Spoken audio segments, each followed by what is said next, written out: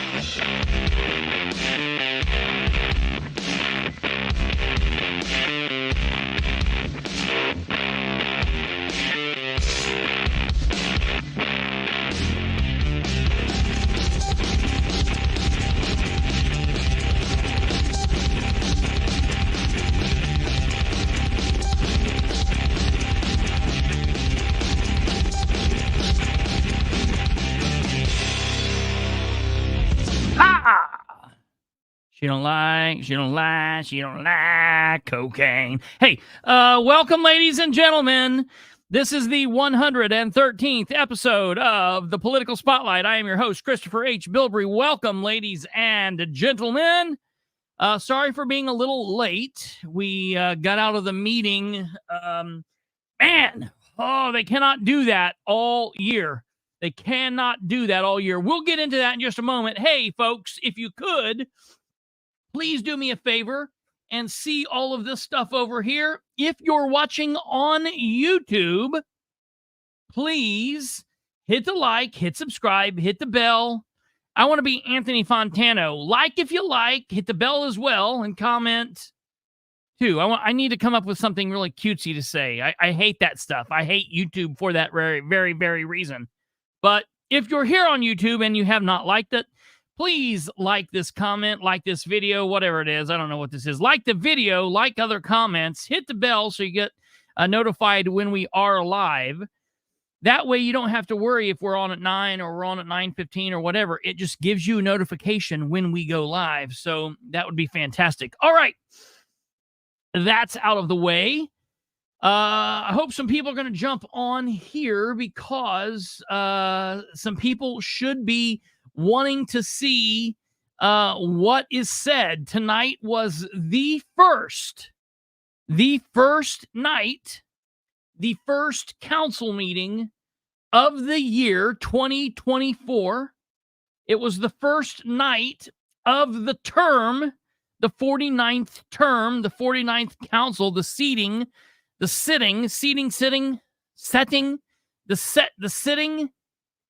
I hate all those words. I hate grammar. I don't talk too good. The 49th, the opening of the 49th council there. And with the change in power from the Republican control, quote unquote, wink, wink, to Democratic control of the council, with 4 newbie councilors coming on board, with 1 returning former councilor coming back after a 4-year hiatus, there is much to think about and much to talk about. The Muncie City Council and the mayor's administration had been at odds during the majority of the last 4 years. How will that relationship change for the better or for the worse looking forward, and who will move into the position of ally and foil for the mayor looking forward? Also, who on the council, and this is something that I am adding now, I didn't have this in the little monologue, but who on the council will be friendy friendos and who will be enemies? And I can tell you, I did not think that we would be talking about possible factions in the council this early, but we will possibly be talking about that tonight. For those of you that watched, you're probably aware of what I'm talking about, but we will see. So we'll be talking about that. The biggest question, however, being that will this 49th council serve the citizens of Muncie or their own political drives, their own egos, their own narcissistic ventures and yada, yada. Only time will tell. And that, of course, is the name of this 113th episode. Only time will tell. I like this picture because if you look at this picture, it looks like all of those council members are standing there, all 9 of them, all beautiful, ready for me to take a picture.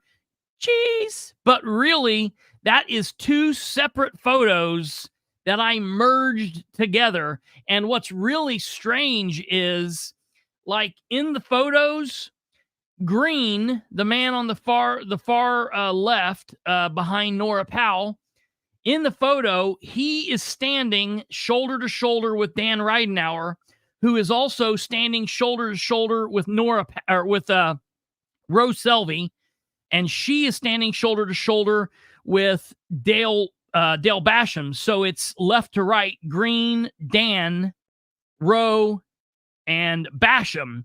And then these Democrats, Powell, Gullion, Mason, McIntosh, Dishman, and Garrett are all in a little weird grouping.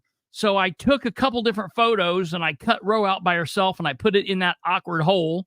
And then I put Basham over here and rose him up a little bit. That's just a beautiful picture. I love it. They look like an amazing family all there together.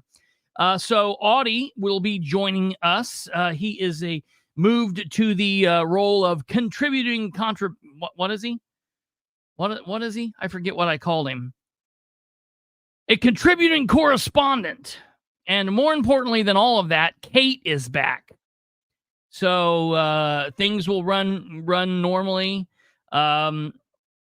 Kate is back. She's got stuff at the bottom of the screen like normal. Maybe not normally. Do we have it normally?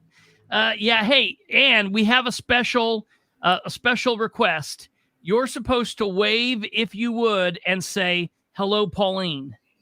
Hello, Pauline. I'm going to be in trouble for that. That's my grandmother. Oh, hi, Grandma. She said, "Just have her wave and I'll know." And she was like, she could say hello, but that would embarrass me. And I was like, okay, that's what I'll have her do. Oh, no. Grandma deserves a much better shout out than just a wave. Yeah, right. That's what I said. Come on. She's Bilbrey's grandma. Those I don't even know. I don't even passed down. I don't even know if she's watching this or not because I was late. We were late. Now you're going to make her watch it just for the first 10 minutes so she can see. Hi. Yeah, right. So yeah, Kate's back. We're happy that Kate's back and doing the thing. And let's see here. We can also do this. We'll pull Audie up. There's Audie. Hey, Pauline. I'll say hi to you too. I love it. Hi, Grandma. Yoko Duo is saying what most of us there tonight were thinking. I miss Jeff. Yeah, it's going to be a rough 4 years. It's going to be. It's going to be a rough minimum 47 more meetings. It's oh my God, it was a shit show up there tonight. I don't even know, man. I don't even know. If I would have went to the podium, let's just start off. Let's just get it right out there. Yeah. If I went to the podium and spoke to the council the way Councilperson Selvey spoke, they'd have run me out of there. They'd hold me out with handcuffs. Oh, absolutely. If I would venture to say, if Councilperson Selvey would have spoken to the council and to the citizens at large the way that she did tonight, on the last council, someone more than likely would have called point of order. And it should have been called tonight. There's no problem with being passionate and impassioned, but Rowe was yelling, like Rowe was saying, "I don't care about spending money. We spend money left and right, and it doesn't matter. We've been, we're not been setting up on here. Dude, I was shocked, and I don't know if it comes off in the video, and I am so mad at myself. This is why I don't care if you love him or hate him. We need Rick Ginser out of jail because he would have captured this. The thought came to my brain right when I was seeing it. When Roe, yeah, theatrics, absolutely, Roger Overby, former counselor Overby. Roe and Nora Powell had a moment for a minute and a half, maybe. We'll count it up here in a bit, where they stared each other down.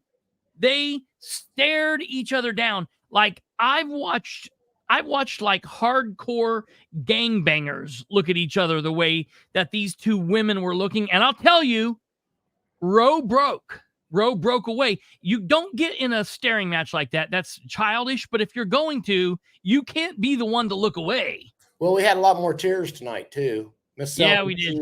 She was crying. I think the mayor almost broke down and cried. I think Chaffins, I think he about broke down and cried. I will tell you, the mayor was there tonight. Thank God he's alive.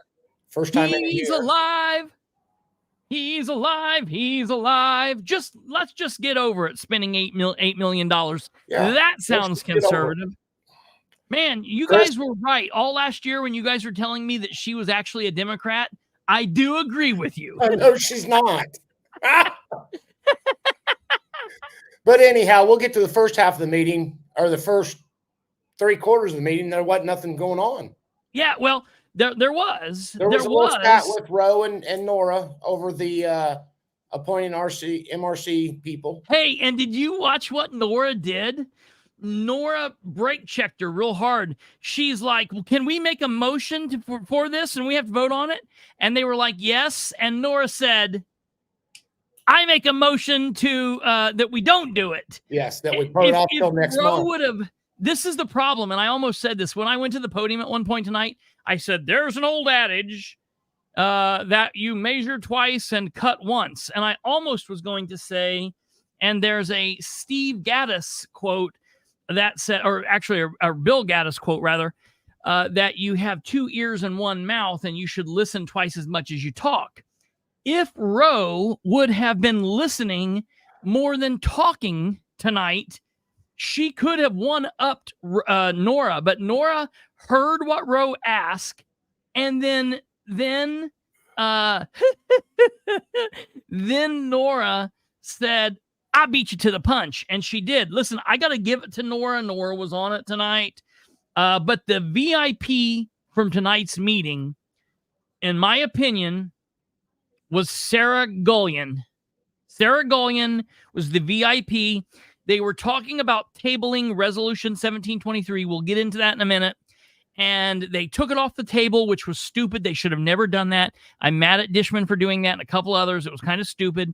I understand why they did it. We'll talk about that too. But then someone made a motion. Who made the motion to Roe? No, who made the motion to table it again? Mason. Harold Mason made the motion to table it. Yes. And when he did that, they were looking for someone to table it. And I kind of thought Nora was going to, but Nora played it safe. She didn't want to be the one to take that heat. And Sarah Gullion said, I'll do it. And I started texting her right then. And I want to be honest. I text Sarah Gullion after that meeting. And I told Sarah Gullion tonight, FYI, great job on stepping up to make that second on the motion. You earned a lot of respect for that. Great job tonight. So I did send that to her because I know that she's going to get hate for that. Anyone that hated Troy Ingram for anything Troy Ingram did, they're going to hate Sarah for doing what she did. And here's the thing. The vote came down 4-4. Guess what? We had a council member missing tonight. One of the most important votes that'll be coming through there Yeah. And he decides he wants to go on vacation when he could have scheduled his vacation for next month. I've got a very big problem with that. He is my representative from District 3, and I'm going to tell him, you need to be at these fucking meetings, not on a damn cruise ship. Yeah, listen, I like Brandon, and he told me several weeks ago that he was going to be on cruise. He did say, however, that he was going to be Zooming into the meeting, and I don't know if they just couldn't make that work or whatever happened, but I will venture to say, obviously not knowing what's going to happen from here forward, tonight will more than likely, in my opinion, I'm just going to put it out on a limb, tonight's 1723 resolution vote and the couple tie votes that ended in a no vote, because when you tie on a council, if there's not a tiebreaker, a tie means no. And so those two ties that resulted in no votes, in my opinion, will be the most important vote. This will be the biggest meeting probably of the year. I'm going to put that. And we have a picture for everyone that's watching. We have the most important position tonight, where they voted for president, they voted for vice president, they voted for reading secretary, but the most important player, the most important seat in tonight's meeting is pictured on the screen right here. And this is an absent 3rd District Councilor seat. Brandon Garrett. Brandon does not appear to be there. And that absence was serious. I want to make it very clear. When he started running for the election, he knows when the meetings are. Yeah. When he was elected, he knew when the meetings was. Yep. And they scheduled their vacation that corresponded with the meeting night. Yeah. Yeah. Very disappointing. I know. You're elected to do a position. Yep. And the only reason you shouldn't be in that position, you can schedule your family vacations whenever. Yep. But the only reason you shouldn't be there is if you're sick in the hospital or if you got a loved one that's died. Yeah. Well, and I'll tell you, we have other council members on the council, on the 48th council, the last council. I can think of Troy Ingram. You know, other than the birth of a child, birth of a grandchild, the death of a loved one, and the marriage, either your marriage or the marriage of a close family member, you know, mother, father, brother, sister, whatever. No. No, I'm just going to tell you, one of the most important things. No, I agree with you. I'm saying is the most important. I'm just saying those are important things in life. Right. Probably one of the most other important things in life would be the graduation of a child, and you don't get to pick when that is. I know that for a fact, Troy Ingram attended like 2 graduations when council meetings were happening, and he zoomed in from the graduation, like the back of the auditorium, and he still did his job. Right. And I think Brandon went to a graduation that he wasn't at the meeting, but he zoomed in there too. Yep. So, and if you've ever been on a cruise ship, usually them cruise ships are docked through the day and they don't usually go back out to sea until about 8 o'clock at night. Yeah. So and you can buy Wi-Fi. You can buy low priced. I've checked into this. I've already checked into this. You can buy low priced, very, very cost effective Wi-Fi packages. And that's a big deal. I'm gonna tell you, tonight's vote was very big. Hey, let me tell you something. Yeah. Republicans won 3-6 is the count. 3 Republicans, 6 Democrats. And the Republicans made the Democrats look like a bunch of fools tonight. Yeah, it's so crazy to me how it was like the Republicans held the majority last time, but the Democrats ran the council in the in 48th council. Now the Democrats control the council, and the Republicans are on the back end, but yet it flip-flopped. They were the ones controlling the meeting and the Democrats were letting, the Republicans were walking the dog, as they say, with the Democrats. This is road to the Democrats tonight. Yeah. And there's no Vaseline. Yes. Jackie Fisher, for clarification, let me see this. For clarification, the fire station resolution with amendments was passed by the council tonight. Yes, ma'am. The other thing I have a problem with is the council attorney, who I have always liked and respected. I've always liked Dan Gibson. I wanted it to be, no hard feelings to Mr. Gibson, I wanted it to be Brandon Murphy. Brandon Murphy has been doing an excellent job, and I just like his communication skills. Although I've never had a problem communicating with Dan Gibson, I do appreciate the way that Murphy it just responds, in the timeliness. And Darla may be right.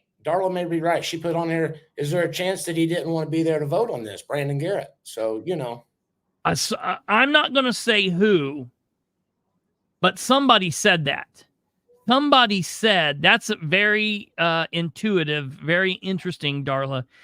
Someone made that statement back about a month and a half ago, right after the election, when I found out that he was not going to be there tonight.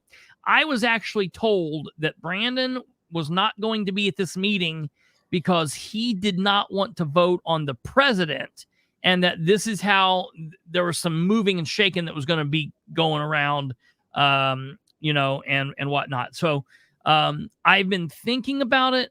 Last night I made the prediction. What? Brandon told me that Jerry was going to be president, and the next 3 years, Brandon's going to be the president. Okay. So Brandon's going to hold the president for 3 years, for the next 3 years, but he can't be at the most important meeting starting of the term. So let's see. Hopefully, we'll see what happens there. That'll be interesting. He represents me, and he should have been here. Right. He represents my district. Yeah. I am still a fucking taxpayer in this city. Still? Why do you say still? Unlike some of the council members that are up there, don't pay property taxes. Oh, that's interesting. Well, think about it. Yeah. The people that rent apartments. Right. If you rent an apartment, you don't pay property taxes. Right. They might as well be living in their mom's basement. Yeah. And then you got some people stepping up that saying that the fire stations are so deplorable that they wouldn't live in them, but yet they live worse than that fire station is. I gotta say this for a minute. The idea, I almost said this on the council, to the council tonight, but I thought maybe that's a bridge too far. We keep getting these people that keep coming up and saying the fact that these are they're non-separated out. It's co-ed living. I couldn't imagine doing this. There's men in here that wouldn't do that, and women in here wouldn't do that, and we're not. These people are Muncie firemen and women. They are professional people. They're public servants. You think of police, fire, doctors, paramedics, lawyers, and things like that. Do we have some kind of like rapist running around, or is something going on? Are they not adult enough that they're not able to figure it out? I get what they're saying, and maybe we could build a place that would be beneficial and better. But until we do that, can they not go into a room and, I can step off into the room and close the door and get naked and change and do whatever. I don't understand what's happening. Well, there's OSHA regulations that this fire department's not following either. So that's going to be a big issue that's going to be coming up. Okay. Here's the thing. They've locked us into a 20-year payment plan on this fire station. Now, the council has voted to go through with the bot and go on with the bot, but they was told that they didn't have to finance it. But here's what's going to happen. Yeah. Here's what's going to happen. They're going to spend another $500,000 to $1 million on getting this thing ready, and they probably already have. And then they're going to go up and say, oh, we've already spent $1 million, just like Dan said tonight. Spent $36,000 and $30,000 on the skate park. Now they ain't got the money to build the skate park because the bids come in higher. So they're out, $66,000. The other project he was talking about where they spent hundreds of thousands of dollars on the trail he was talking about, and the bid come in a whole lot higher. And so now they're out that money that they spent on that. That's the thing about bids. That's the thing about bidding. You send out a pack, say, here's what we want. Right. Boom. You don't spend nothing until the bid comes in. Yeah. Yeah. Now, I want to pay the architect and shit, but sure. But that's minor cost compared to what's going on with the bot. I'm going to say it. Oh, yeah. If this was in another area, this wouldn't be going on. This has been going on for 25 fucking years. Yeah. All the fire stations are bad. Yeah. All of them and everywhere. They closed one once before. They closed threes. What is that out there off of 7 Mock Avenue? Oh. 4s? Is that 4? Mock. Out by Gibson. Oh, yeah. Yeah. I always they closed forget about it for that a while. Yeah. And they opened them all back. They closed 3 fire stations when the Republicans did once before. Yeah. Yeah. Okay. We know they're bad. Don't throw the race card out there. The black people in the community is not throwing the race card out there. That was disgusting. That was very disgusting of Selvey. And I think she needs to resign her position over that. Yeah, that was not good. I did not like that. I thought that was very strange. Yeah, stand by 1 second. I want to come back to this just briefly. Okay.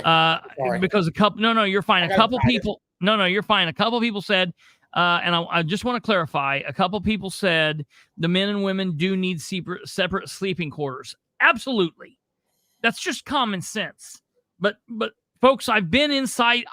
I too have been inside this fire station, and I tend to believe that our men and women on the Muncie Fire Department are intelligent enough and are professional enough to do what needs to be done to make sure that privacy is afforded to those that need it. Alva, I don't think that's legal. What? Alva keeps saying, why didn't I vote as the 10th councilman? Yeah, right. You should have said, I'll vote. I'll break the tie. Yeah, right. But I just want to put that out there. I'm not saying like, oh, it's just a hodgepodge. Let's get an orgy going. Look, I get it. They do deserve, and by law and probably other things, I get it. I'm perfectly fine with that. I just give our firemen enough respect to say that they're probably not going to work to play grab ass. They're doing the things, and just I don't know, but I'd like to see how. I mean, at the 2 or 3 times I've been at station, what station is that? 6? 6. There have not been any women there. Now, I'm not saying that we don't have women that go there. Maybe we do. I'm just saying during the times that I was there weren't women there. So at that time, there was no issue. Here's the thing. They're hiring these EMTs and paramedics and stuff. So they're going to have more women into the fire station. And there's nothing wrong with that. I get it. And we do need to do that. And that needs to happen as quickly as possible. I'm just saying, look, I'm not an engineer and I'm not nothing. And I could go there and make it to where they had privacy. If they're having an issue, call me tomorrow. I'll come up there and I'll figure it out for everyone. And then that can be taken off the table because I'm tired of hearing that we've got some kind of like sexual predator or something running around everywhere. Chris, here's another thing. They're talking about back in 2011, 2012, when they closed these fire stations. Before, they were bad back then too. Yeah. Had the city have put a maintenance program in back then, they wouldn't be as bad as they are. Now that we've got fire-based EMS, the firemen are gone all the time out of the fire stations. Yeah. Because they're on so many runs and all this stuff that there's no time for them to do any repairs or cleaning or anything. So we need a maintenance man to go in and work on these places. We need somebody to go in and clean these places up every day because these firemen don't have time to do it. They don't have time to clean the fire stations anymore. At one time they've had time to clean the fire trucks and do all that downtime. Yeah. They don't have all that now. They're not having a lot of downtime. I mean, I do agree with that. Because we're going to get to the meeting. We're going to show parts of the meeting. John Schlick said, can you give me one thing? Yeah. The female firefighters. Yeah. They do need their own space. They do. And I will go on the record and say I do have a sister-in-law that is a Muncie firefighter. And I'm proud of her for being a Muncie firefighter. And she does kick-ass job. So yeah, that's on the record. That's out there. She came back this past year, and she's back on the fire department now. So yeah, they do need their private quarters. Absolutely. No question. That's no question. Absolutely. Okay. So just a couple other things. John, I guess Schlick, that's the way John Schlick has said, can you give me an explanation of what the BOT is? BOT is build, operate, transfer.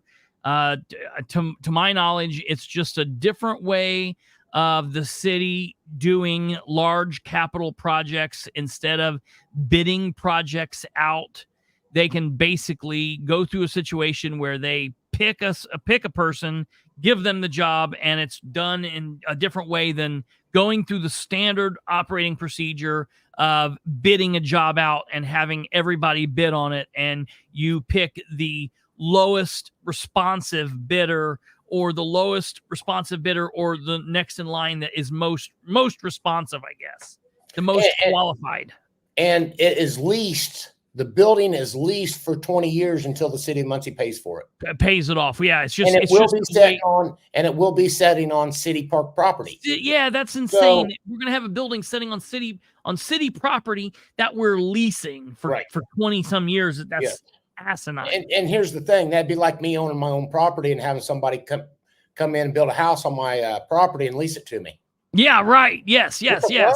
Why would I want to do that? Because if I fall on my lease, then they get that piece of property with their building. Yeah. Plus, we're paying on it for 20 years, and there goes your tax rate, boys. Guess what they're getting ready to raise next? The lit tax to pay for this shit. When they've got $4 or $5 million a year coming in through EMS money that's sitting in a checking account somewhere, I'd like to get an actual total on how much they got in that account. That before they transfer it out to pay for this and pay for that, it's astronomical the amount they've got. And they could have built this with edit money, spent $200,000, $500,000 on edit money each year, and $500,000 on from the EMS money, and built a $4 million building and had it paid for in 4 years. Yeah. Or whatever, I guess $1 million a year for $4 million building. They could have paid for it. Take $500,000 instead of giving $500,000 to that company that's not doing anything on the jail up there. You could have used that for the fire station. Or if you wanted a pole barn, which street department is getting, you could have bid it out like they did. Yeah. Right. Absolutely. And you got 7 out of 10 members on that committee that are Muncie firemen. Yeah. You know as well as I know, when you was a cop, I think you was a cop at one time. Oh, yeah. Mm-hmm. If you guys had a chance to do your own police car, you're going to have like the best boys in the world. The best red light and blue lights on your car. Everybody in the world says they keep talking about this fire station as the Taj Mahal. And everyone's like, well, we're not asking for the Taj Mahal. We're not asking where those words came from. Well, yeah, right. Was Chafin. Right. Was Jason Chafin. So I just want to make that very clear. Now, there's a couple of other comments here, and we're going to get into the meeting here to show you a couple bits of it. But Jackie McCord Fisher said initially President Dishman did not have command of the meeting. A little chaotic at times. Attorney Dan Gibson kept the meeting on task by clarifying what motions need to be made, seconds needed. It was an absolute shit show. Jackie, that comment is straight on. And I want to be very clear. And they made the motion to pull it off the table and didn't vote on it. Yeah, right. That was a disaster. Public comment, and somebody brought it to my attention that they hadn't voted on it. So I went up there and spoke up and said, you guys need to vote on this before you start talking about it. Yeah. That was brought to my attention too. And I didn't see it until after I'd sat down, but that that was a disaster. I want to say for the record, I like Jerry Dishman. This is going to get twisted around and have at it because I love when you guys twist my words. Jerry, you got some explaining to do. I got no problem with Jerry Dishman. I respect Jerry Dishman. Jerry Dishman should not be president of the council. That's my words. I'm not asking you to have a comment on that or whatever. I know you and Jerry get along, and I know you're a Democrat. I'm not a Democrat.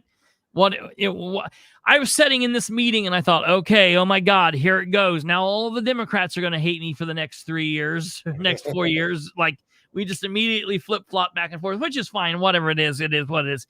Jerry should not have been the president. I'm at this point, I'm saying Nora should probably be president.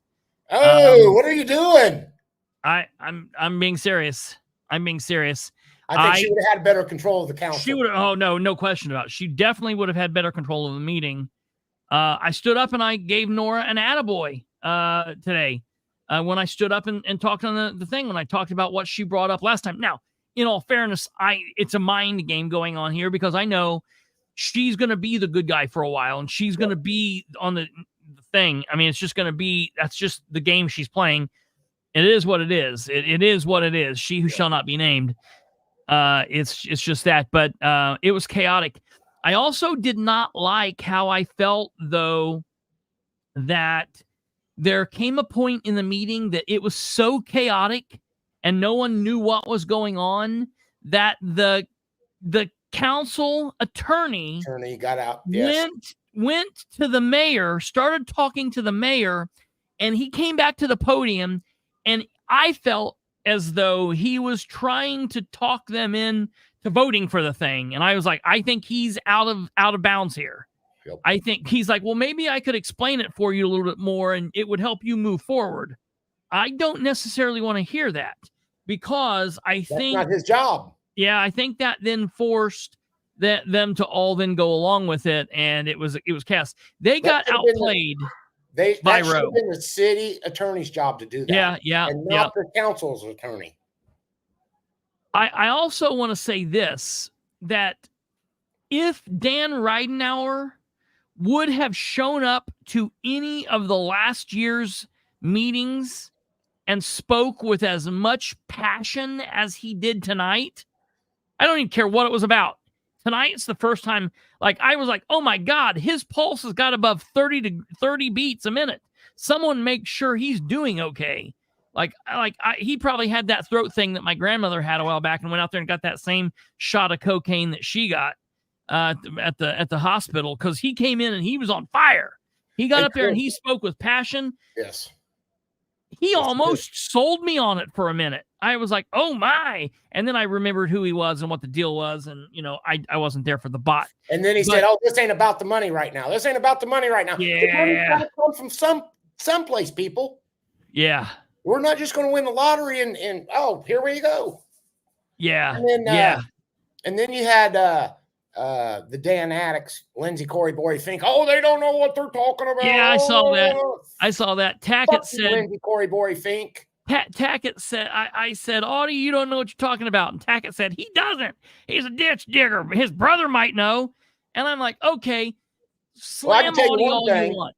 I can tell you one thing. Yeah. I wouldn't take my fucking car to his mechanic shop. No, I was like, wait a minute here. What do you know about this? And I said that, buddy. Right. But the thing I'm thinking is, okay, let's slam Audie all we want. Even if that's true, do you not think that maybe you and your brother have talked? Maybe you guys have conversations about this, and maybe it's coming from people who have a brain. I'm not saying you don't. I'm just saying there are people out there that are saying, hey, I'm in this world, and this does not sound like a good idea. We don't have the money to do this project. They're putting the city in financial debt. If anybody knows anything about finances, knows that this is putting the city in debt for 20 fucking years. Yeah, period. It's not good. It is not good. And Troy Tackett to go off and say something like that? Yeah, he's an idiot.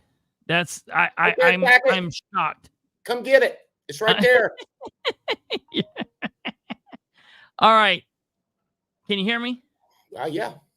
Sorry, I thought I froze up there for a second. Oh, All right, you just got me pissed off tonight. We're gonna share what I want to know is why Dale had that 348-page book, but none of the other counselors did. Let me tell you why he had that. He's had that since it came out, more than likely. He said, "Oh, I got this. This was my season's greetings readings," or whatever he said.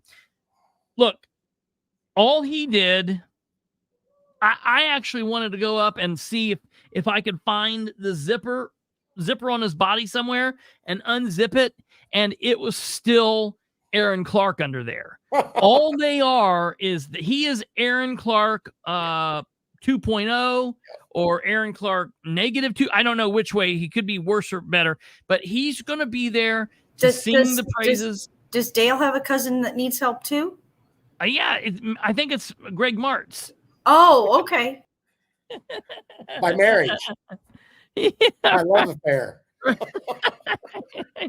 All right, let's show a little bit of this meeting here, because I know some people. Yeah, I would have had a hard time in nominating and voting for a diva tonight because there was about 4 divas up there tonight. Yeah, 4 divas, and there's only 3 women on the council. Yeah, right. No, yeah. Well, I tell you, this 2000. This meeting, folks. I'm going to tell you right now. I like to sit in a weird place.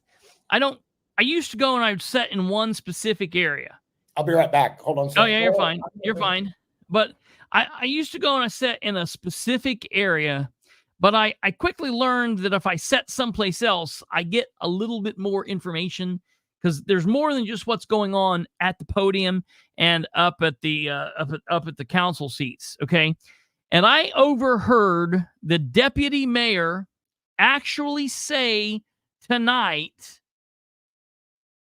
this council is worse than the last council. He actually said, I heard Deputy Mayor Richard Ivey say, this council, the current one we're getting ready to watch, is worse than the last council.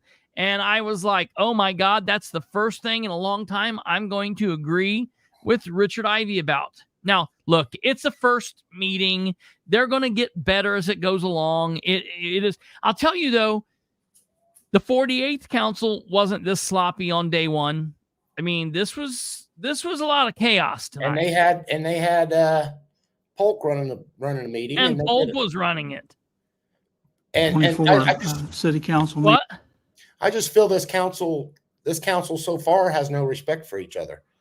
I see them all stabbing each other in the back already. Oh, Hugs I and cannot kisses believe. and congratulations and shit. And then in the meeting, they just take the gloves off. I could not believe. We're going to get to it. Here we go. Okay, go ahead. I cannot believe how Roe and Nora stared at. I hope it's on here. We'll see. Can we stand up for the Pledge of Allegiance?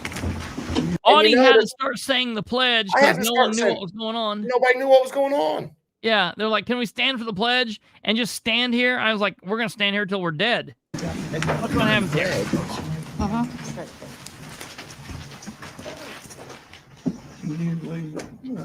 Roselva, could you do these?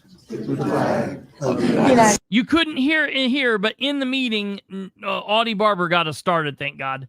States of America and to the republic. All right, we get through Before in our this. history. We have the prayer. By improving city services and general. Prayer went normal. I'd like to second that. Okay. We go through pretty quickly. Basically, we had Republicans and Democrats nominating Dishman. Everybody voted for Dishman. For the vice president, we had Nora Powell and Jeff Green was both nominated. Surprise, surprise, the Republicans voted for Green. The Democrats voted for Powell. So Dishman and Powell are the president, vice president. And then Gullion was nominated as the reading secretary, and it was a solid vote, an 8-0 vote.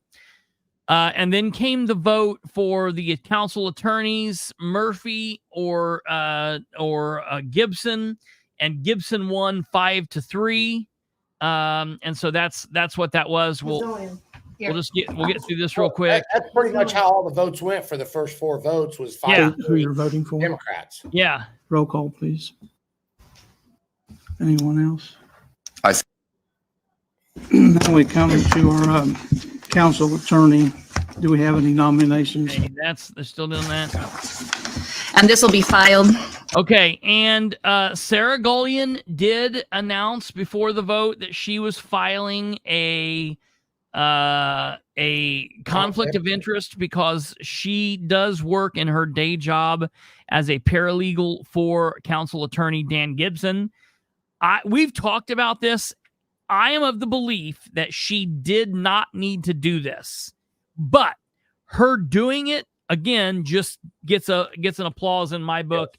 It's just her going above and beyond, that's what I want to see. What? It's that gray area. Yeah, it's just gray area, and she just said, "I'm going to take myself out of the vote." I'm taking myself out of the gray area. Yes. I think she would have been fine not doing it, but it just goes to show you, I respect her for what she did. She didn't need to do it, but I can respect that. So that's what I've got one. Do you want that one? I meant Mr. Gibson. I'm sorry, Mr. Gibson. Last month's I'd like minutes. to make a motion, Mr. President, to approve. Okay, so they approved the minutes. They did not. They did not approve the minutes. Well, they didn't because the majority of the people sustained. Right, because they wasn't on the board. Because they weren't on the board, which Or on the council. whatever, it's no big deal. Need a quorum in the next. Okay, now But, this is what's interesting. Do we? This is the first time that shit got a little sideways. Second. I got a motion in a second.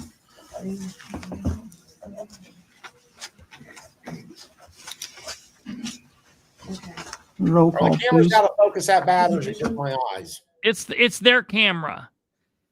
Under Roger Overby, he would zoom in and fix that. But under Slusher, they have like 3 presets. Overby would zoom in on each council member as they talked.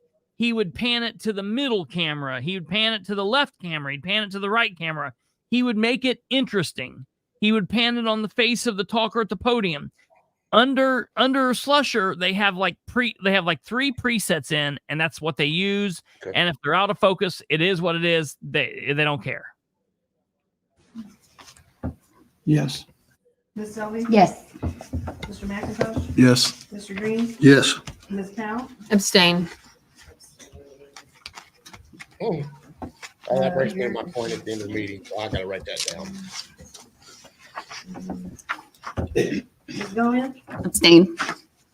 Mr. Basham? Abstain. Mr. Mason? Abstain. There are 4 yeses and 5 abstain. Okay. Mr. Gibson, I hate to put you on the spot already, but All right, listen. do we need just to hold off on these appointments until next month on our next meeting? Because I think the city clerk is getting things in order, up to date. I think there might have to be one made tonight. Yeah, so I don't know that there's necessarily a requirement you do all of those tonight. I do believe there is one board typically that meets, I think, just once a year in January. And that was the Muncie Edit Building Corporation. It's my understanding you have one appointment that has a term has expired and it's politically balanced. I believe that is for your Republican appointment. The other commissions and boards, just kind of be. In all fairness, they're talking about making. There's no reason why they didn't appoint who their standing committees are. I don't know why they didn't appoint their standing committees, because their standing committees are made of them only. So my fear is that they've already done that and they know that ahead of time. So I'm going to have to find out. That's why I asked them about emails tonight, and we'll talk about that in a moment here in a bit. But I just thought it's interesting that nobody talked. Is an absent councilor's vote counted as an abstention? An absent councilor's vote is a no vote. So it's like I don't mean a no vote. I mean, like tonight, it was as if there were only 8 councilors. So all votes were 8-1, or 5-3. It's not like it's 8-0-1. So Right. it's just it's like he doesn't exist for tonight. Right. So Which it's is not pretty like normal. not a no vote. It is a no vote. Which is pretty normal. If you catch my drift. All right, here we go. Dependent upon those boards and commissions on whether or not they have any pressing business and need a quorum in the next few weeks. Could be, the mayor may have a better idea if there's anything that he knows of that maybe you could call a special meeting if there's something pressing. But I don't think there's any requirement you do that tonight. Some of those positions may, depending on which one it is, have the current people in there that are expiring, may be staying until their successor is elected. But that would just depend on each boarding commission. Mr. President, may I have the floor? May I have the floor? Yeah, sure. Mr. Gibson, I have a question for you. There are a couple appointments on the MRC. I've already been in communication with somebody. They're in here. Is there a reason why we couldn't vote on that? Why you couldn't vote on it? Yes. No, I mean, I don't know why Ro always asks questions like this. At some point, she's going to have to get to the point where Ro, you've now been here for like 4 years. Why are you still act like you're a newbie council member? Like, that's a stupid question. Is there any reason why we couldn't vote on this? Instead of her just making a motion, hey, I want to vote on the MRC. I make a motion that we vote on MRC. They're council members. She's got the power just like everybody else does. But that's stupid. And she telegraphed her move here. And this is where Nora beats her down. Now watch this. if there was a motion and a second and a vote, I mean, you could vote on it. You don't have to vote on it though. Okay, but I can make a motion.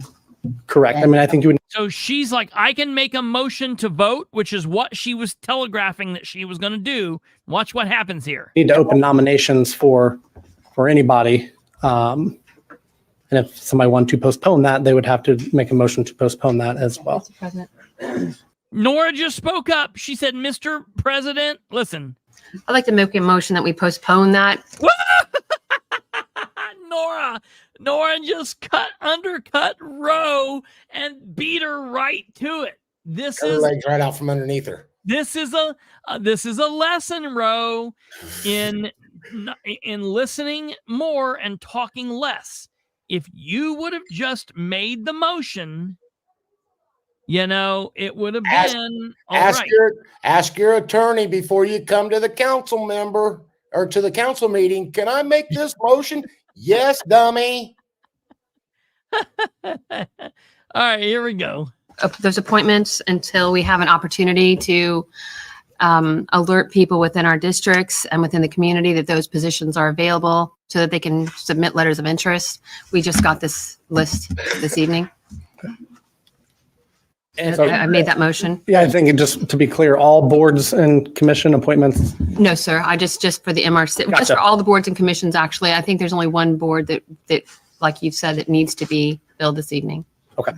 I'll second that motion. Now, Any Chris. discussion on Yeah. I don't know if you noticed this tonight. Yeah. Pull that other picture back up, the one that you post when you say the person who shall not be named. Yeah. Just pull it up. Thank you. Got it handy. Yeah.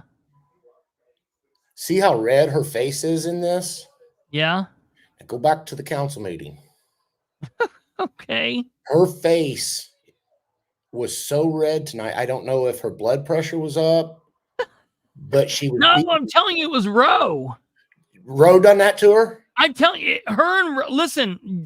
Could you not hear? Oh, I heard them fighting and carrying on. She was out for blood tonight, and Ro was nuts. Ro shouldn't have been doing what she was doing.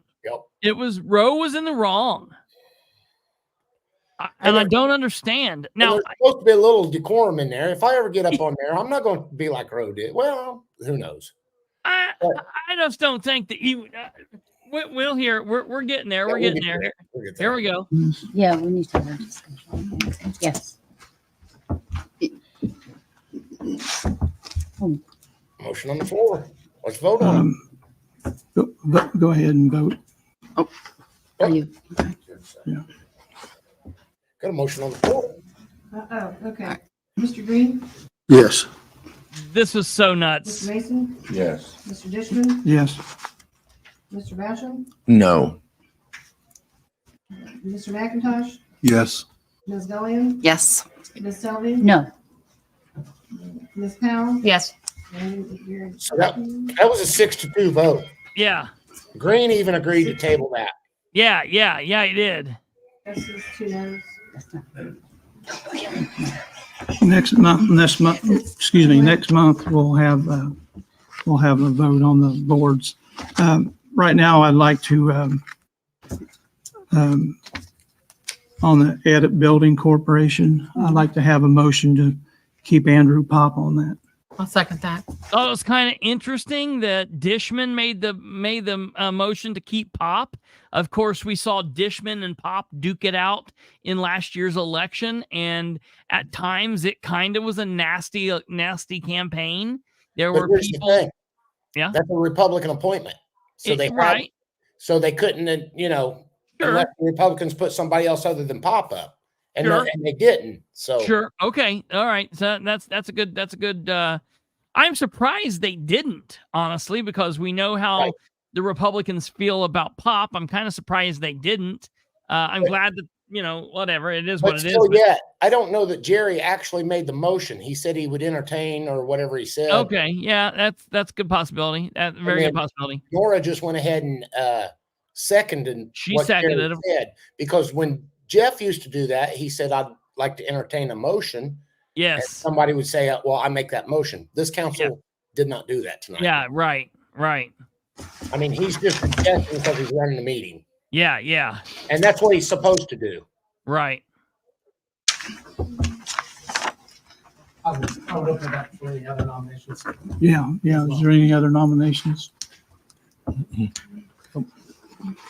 Okay. So they all vote for Pop. We'll hurry through that. Okay, moving on to new ordinances. We have none today. Now, see, that's And, Sarah's job. Yeah. Resolutions, we have none today. Yeah. That's He's Sarah's he's job. yeah. We're going to go to, do what? Do what? Are we at tabled resolutions at this point? Yeah, we're at table resolutions. Mr. President, I would like to get resolution 1723 off the table, please. There's been a motion to take 1723 off the table. All right. Here we And there's been go. a second. Here we go, folks. This is the fireworks. Now, I hate it because the camera is not in view, but hopefully you'll still be able to hear it and you'll be able to get it. If This it keeps is- this view here, Yeah. you'll be able to see them looking at each other. Oh yeah, absolutely. Do we have anybody who wants to talk on that today up here on the council? Anybody from the audience?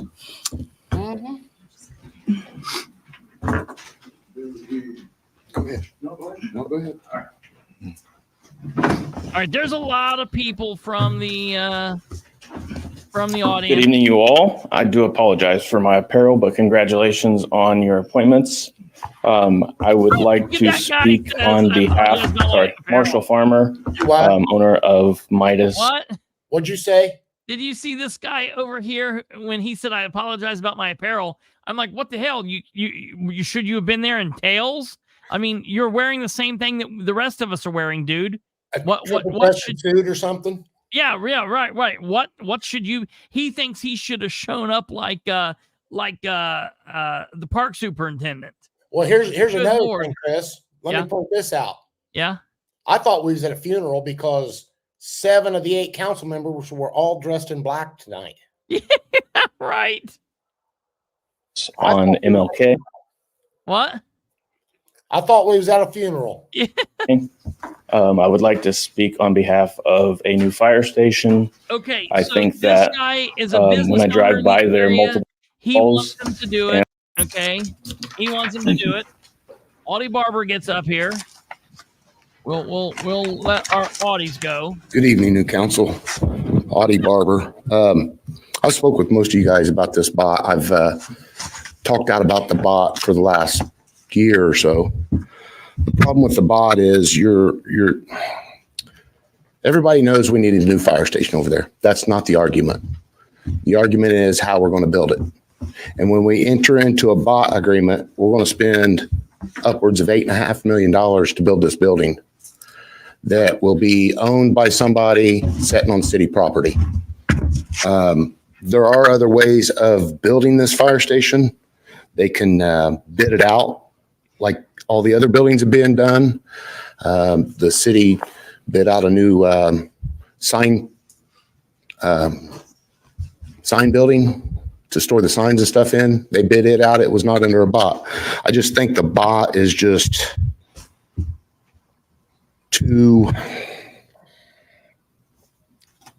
shoving too much under the rug. If we can go out with the bids, there's money in the EMS Corey Fink was like, that's not shoving too much under the rug. fund. They can use edit money. But to just turn the $8.5 million project over to one individual that they haven't even bid it out, it's just a little reckless on the council's behalf, I think. And I just feel that it just needs to be done the right way and have it bid out. So wait till you. Like I said, we do need a new fire station over here. I hope we get one started soon, but the bot is not the way of doing it. Thank you. The bot's not the way to do it. It is now. Yeah. Because they committed to Mary Stilts, welcome all the new council members and welcome back to the pre-existing ones. Well, the pre-existing. I went out and visited Station 6 a few weeks ago. I knew it was in bad shape, but I wanted to see it for myself. And I don't think any one of you women or any one of you men would be comfortable, men and women having to sleep in the same area. No privacy, nothing. Man. The building is a wreck. It's got plumbing problems. It's a wreck. It needs to be demolished. It needs to be rebuilt. Everybody's harping about the BOT. You know what? This vote tonight, if you guys take it, doesn't solidify anything on the financing. That financing you're going to vote on later on down the road. But you got to vote on This is just to get the first motions going to get this fire station fixed. Get the fire station issue fixed. My niece lives out in that neighborhood. She's, her house caught on fire a few years ago. What? She got it rebuilt. If it wasn't for Station 6, she'd have lost it. So you guys need to take the responsibility to get that fire station going, get the first steps going tonight. And then when it comes to the financing, then you can decide how you're going to do this or how the city is going to do this. We can decide afterwards. After we taxes. After we handcuff everybody to it. After we handcuff everyone to it, then we can worry about that. Doesn't that sound wonderful? But let's get it moving and get that fire station started. Quit harping about the BOT and just get it moving, get the first steps going so we can get that fire station rebuilt. Thank you. Thank you, Ms. Stilts. I don't care about income taxes. I don't care about property taxes. Good evening. Ken Hudson, Whiteley Community Council. All right. I too had an opportunity to tour that fire station here recently, and the lady to my right is correct. It is subpar. There's just an obscene amount of improvements that need to be done. But other than speaking on the obvious that the building is old, I'd like to turn your attention to the need for the redevelopment on the east side in general. Currently, we have, you could probably count 7 new small business acquisitions right on MLK and Highland. I think I may be adding it. I may be counting the sanitation building, the new building for the sanitation department. So we'll take that one out. We'll say maybe there's about 6. And what you have is a lot of redevelopment that's being pushed forward by residents. And what I'd like to see, though, is our city government get behind the redevelopment. I hate to see that the east side is rebuilt and our government is being drugged behind it instead of driving the front of it. That the east side is going to be redeveloped regardless of who's involved. And the Whiteley Community Council is going to do our best to make sure that happens. And so my only encouragement right now is that we build a facility that shows us what we want the east side to be 5, 6, and 7 years from now, instead of just asking how much of the budget we can scrape off and downsize. We really should be asking, how do we get the job done so that residents can have pride of life and quality of life on the east side, and they're not watching all the investment dollars roll over to the west side or to the north side of town. Every city that I drive past or drive into that have new fire stations, those cities are growing cities. It's as simple as that. And one of the things I'd like to see is, correlation, causation there. But I mean, the east side of town. What? We're talking about a fire station. We're talking about the BOT, build, operate, transfer. Hey, Chris, I want to go on the record. I'm not poor shaming Mary at all. You can be poor, but you can have a decent, clean house. Well, yeah, no, I know you're not doing that, and it's just listen. The bottom line is these people's thought that talking about the finance. I'm gonna tell you, someone who had the best statement, and you're gonna disagree on this, was Andrew Pop. Andrew Pop had one of the best statements about this tonight, and I really respect what he had to say about this. We'll get there. Nora and Rose stare down. It's coming.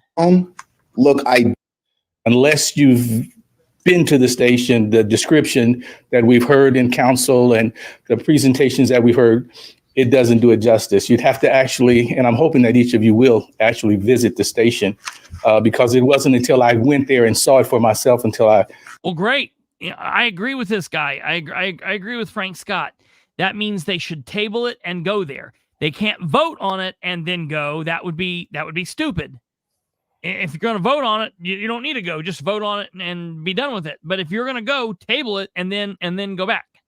I agree with him.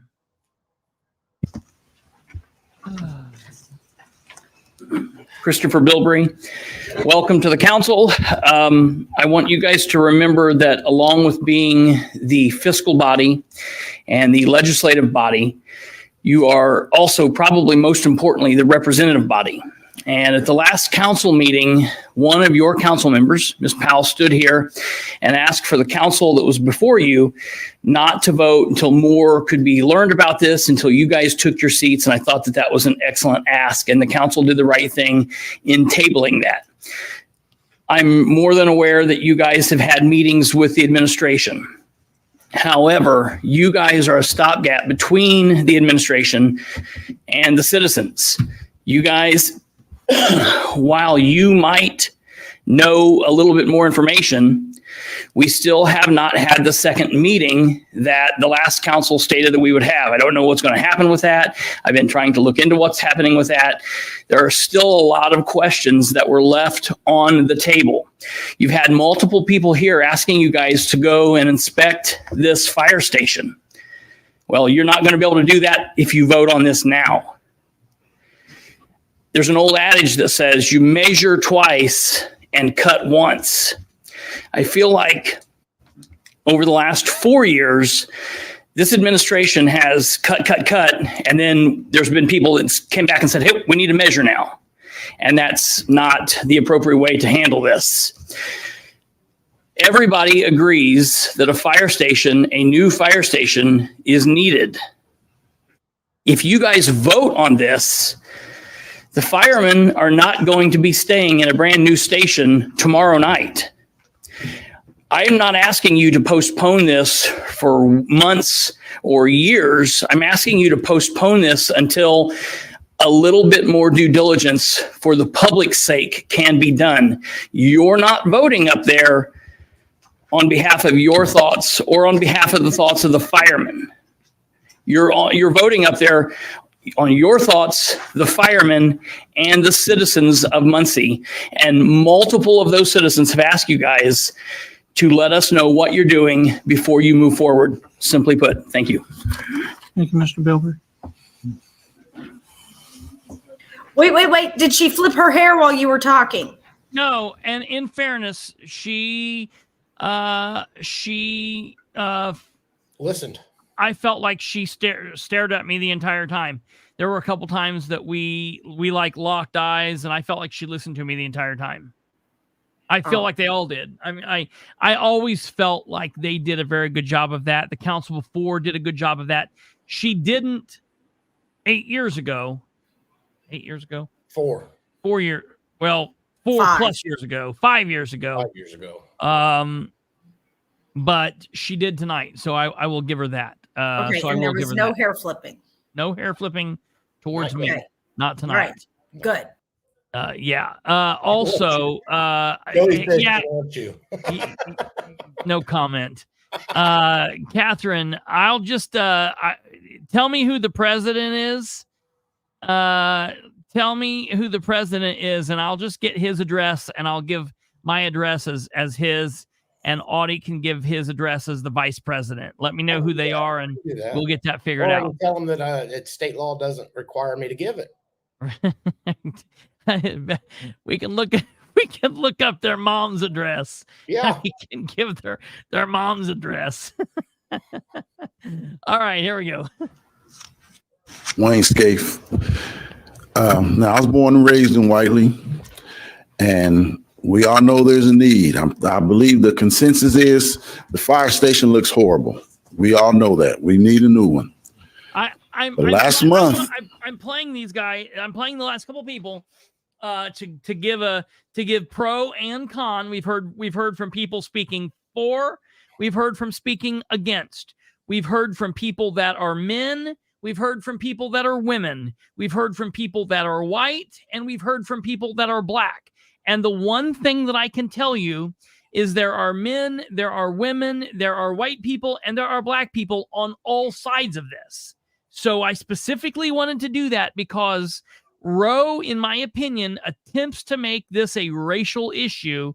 And I specifically want to make sure that people are aware that there are black people and white people and men and women and short people and tall people and fat people all over that agree and disagree and have all sorts of thoughts on this. This is not like we're trying to, belittle some area of the community or some group of people. I do not think that on this issue. So just FYI. This issue was sent to the Public Works Committee, if I'm not mistaken. Is that what the name of it was? Yeah. Ms. Selvey? Mm-hmm. Okay. To get more feedback or give us more knowledge of what was going on. When we attended that meeting, there were still unanswered questions. We were supposed to have a second meeting before we went further. We never had that meeting. There was questions about the finances that they couldn't answer. And there's still unanswered questions. So once again, the consensus is we need a new fire station. That's a given. Problem is we need to be fiscally responsible. Instead of building an $8 million fire station through this bot program, maybe we can build a $6 million fire station with giving out bids. We're just complaining about the process. From where I was sitting, I thought he said beers. When he said bids. I went back in the back. I thought he said beers. I was like, oh, what? Yes, of building it. And that $8 million price tag is a little bit high compared to what's been built in other cities. Hey, now, I'm not talking about 10 years ago. I'm talking about last year. So I just ask you guys to be fiscally responsible We don't need that bot. We need to just bid it out and come up with a better price. That's right. Oh, and Audie gets up again. Real quick again, Mr. President. I know you got a motion on the floor, but I don't think it was ever voted on to take it off the table. So we're discussing this kind of illegally until it's taken off the table. That is correct. Just FYI, Audie was correct, and their attorney calls them out on that after all the speakers. Technically, what's going on right now shouldn't be going on because they never voted on taking this off the table. It's insane.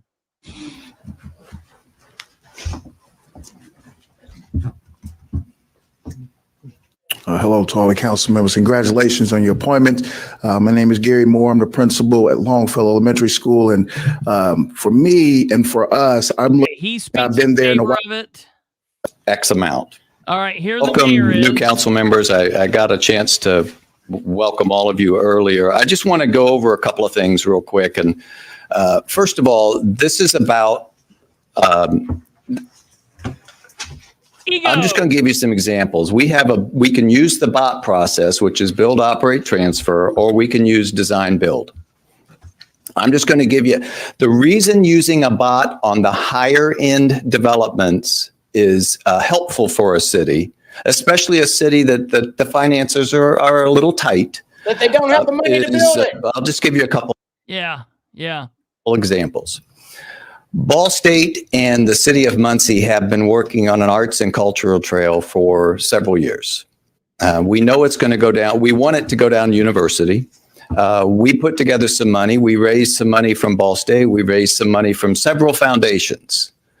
We came together with what we were told through the part of the design process, which is hiring somebody. And the city had to pay for that, by the way.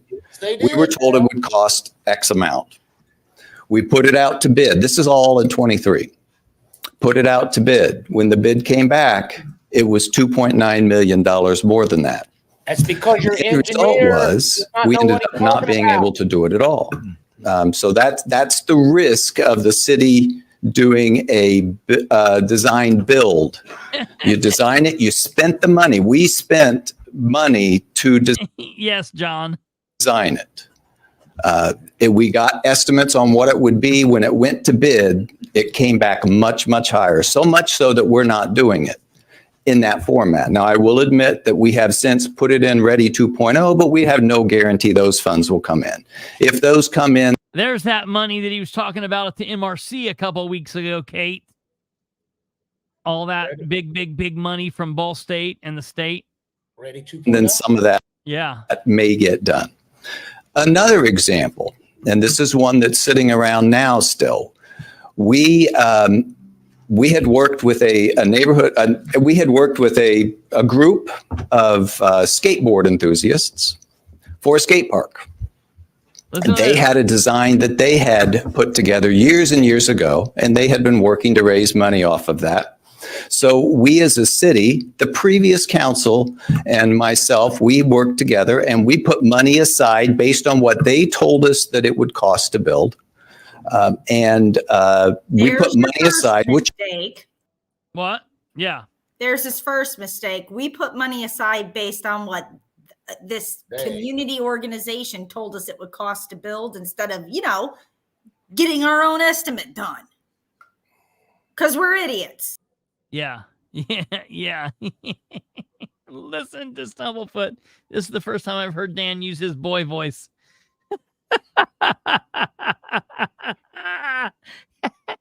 Just still set aside for a skate park. But he's sick. When we actually got designs updated to new standards, it was determined that it was several $100,000 more. Why have they been running around telling us this was done?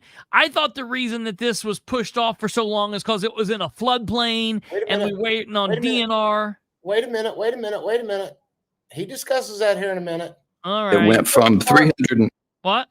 They put the cart before the horse because the DNR has not approved it yet because it's still in a floodplain. Oh, God. And he discusses that here in a minute. Okay. What we thought was $300,000 to well over $600,000. Now, the challenge was we also spent $30-some thousand for that design. And we had to go back to this skate group, and here we had said we were going to do a skate park based on what they said that their costs would be. The costs were much more. We had to get it then redesigned for another $30,000. Dude, what? To take it down to where we had the funds for. We had put additional funds into it. Oh, it come in too much. Yeah. Too much. I done spent all the money. Yeah. Make it work. And currently it's waiting for a DNR permit. But we have the funds available. We know what the price is, but we still have to put that out for bid. If the bids come back higher than what we have the money for, it may follow the same fate as the cultural trail, which means we may not be able to do it. We're hopeful that we can. Then why not do it in a build, operate, transfer if everything's so great? Why don't we do everything build, operate, transfer, Danny? Don't give him any But idea. we did Yeah, right. not do that as a bot. So we're at a risk, and we've spent money in both cases. We as a city spent money getting it designed. The advantage of a bot, and the reason I feel a bot was the way to go, and it was voted on before to accept a bot as an option. This is now the final stage of accepting that bot. We don't know what this is going to cost. First stage or final stage? Yeah, right. Is it the first stage or final stage? Yeah, amazingly, he's What the like, fuck? they've all said both of that. It's the first stage, it's the final stage. What? Yeah, good catch. Yet. We have a general idea, but we don't know what this is about today. And I'm just going to read exactly what I was told. This vote right now that you're being asked to do does nothing more than move forward to the scoping period to where we determine final design and final budget. We don't know what the final budget is. There will still be 2 more council members to discuss all the finances. If we have a problem with the There'll still be 2 more council members, council meetings. He must have slipped.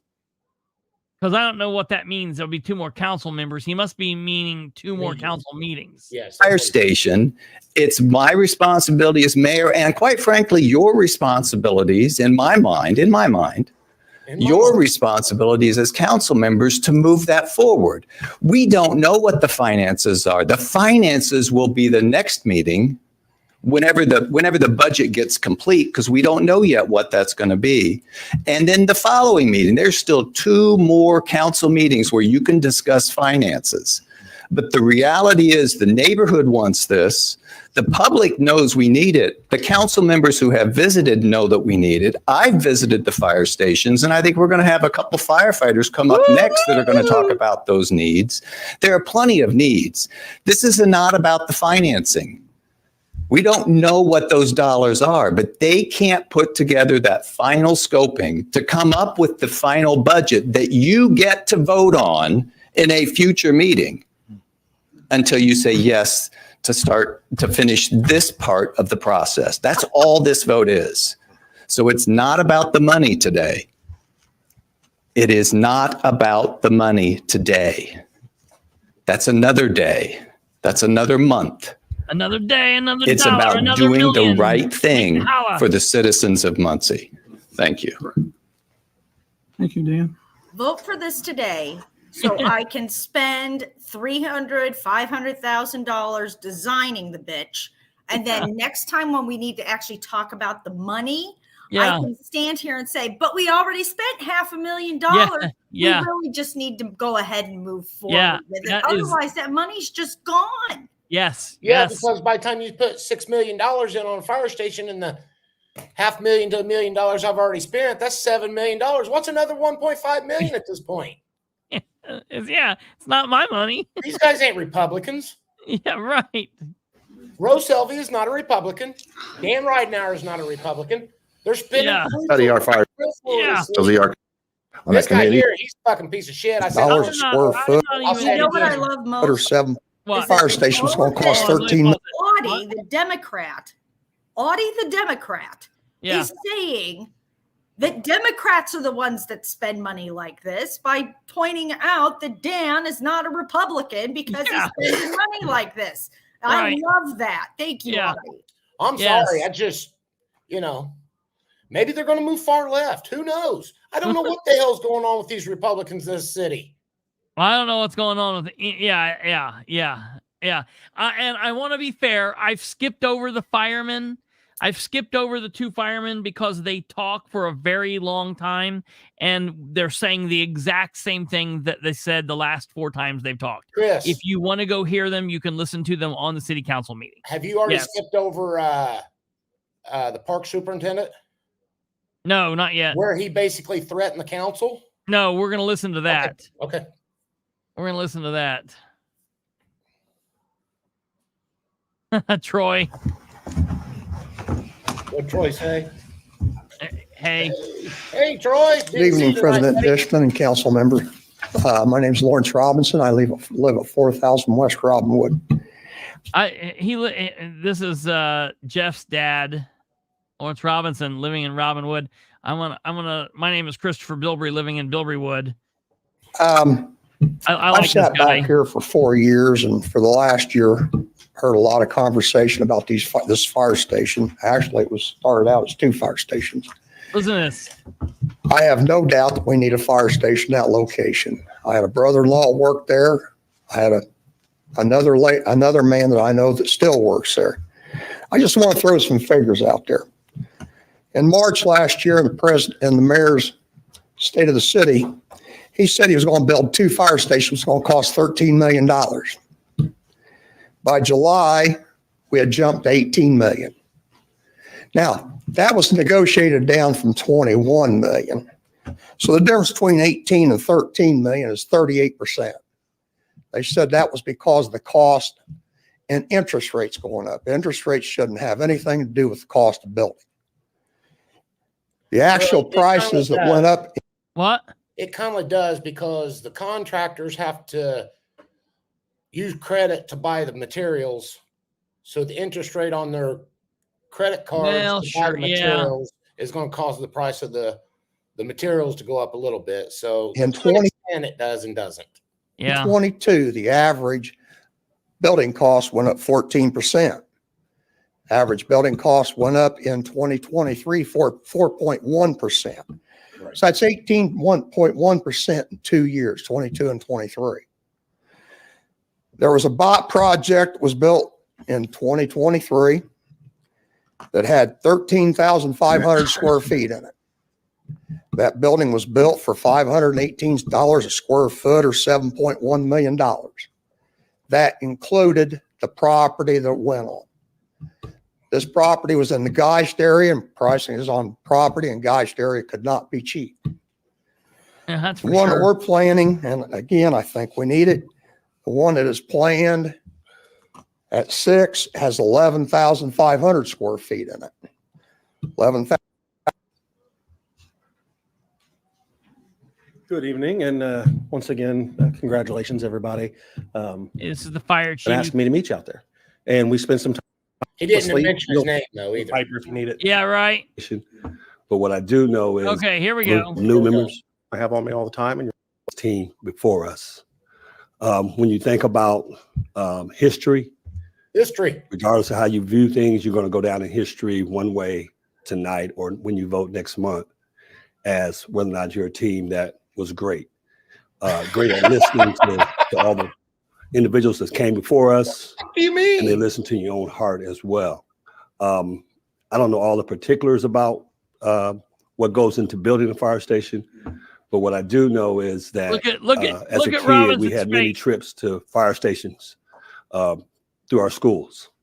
And being at Longfellow and some of the other schools that are in the close proximity to the new station, I would love to be able to have our kids go through and visit the new fire station. And like the speaker before talked about careers that our kids may want to become firemen or firewomen. due to the fact that they've seen something that this committee here made great. So I would just ask that you think about the long-term goals that go into it, and then just be great, and let's be part of history. So that's what I would ask from each and every one of you up there. Thank you. Well, let's be part of history and buy our suits out of park department money. He didn't know how to do that. So I attended the Public Works meeting that was held. Can you state your name? Oh, yes, sir. I apologize. Andrew Pop. Do we still do addresses? 4000 North Piper if you need it. No, Pop. I was at the Public Works meeting that was held. Councilwoman Selby chaired that with Mr. Overby, former councilman there, and the other member on that council was Mr. Clark. He wasn't there.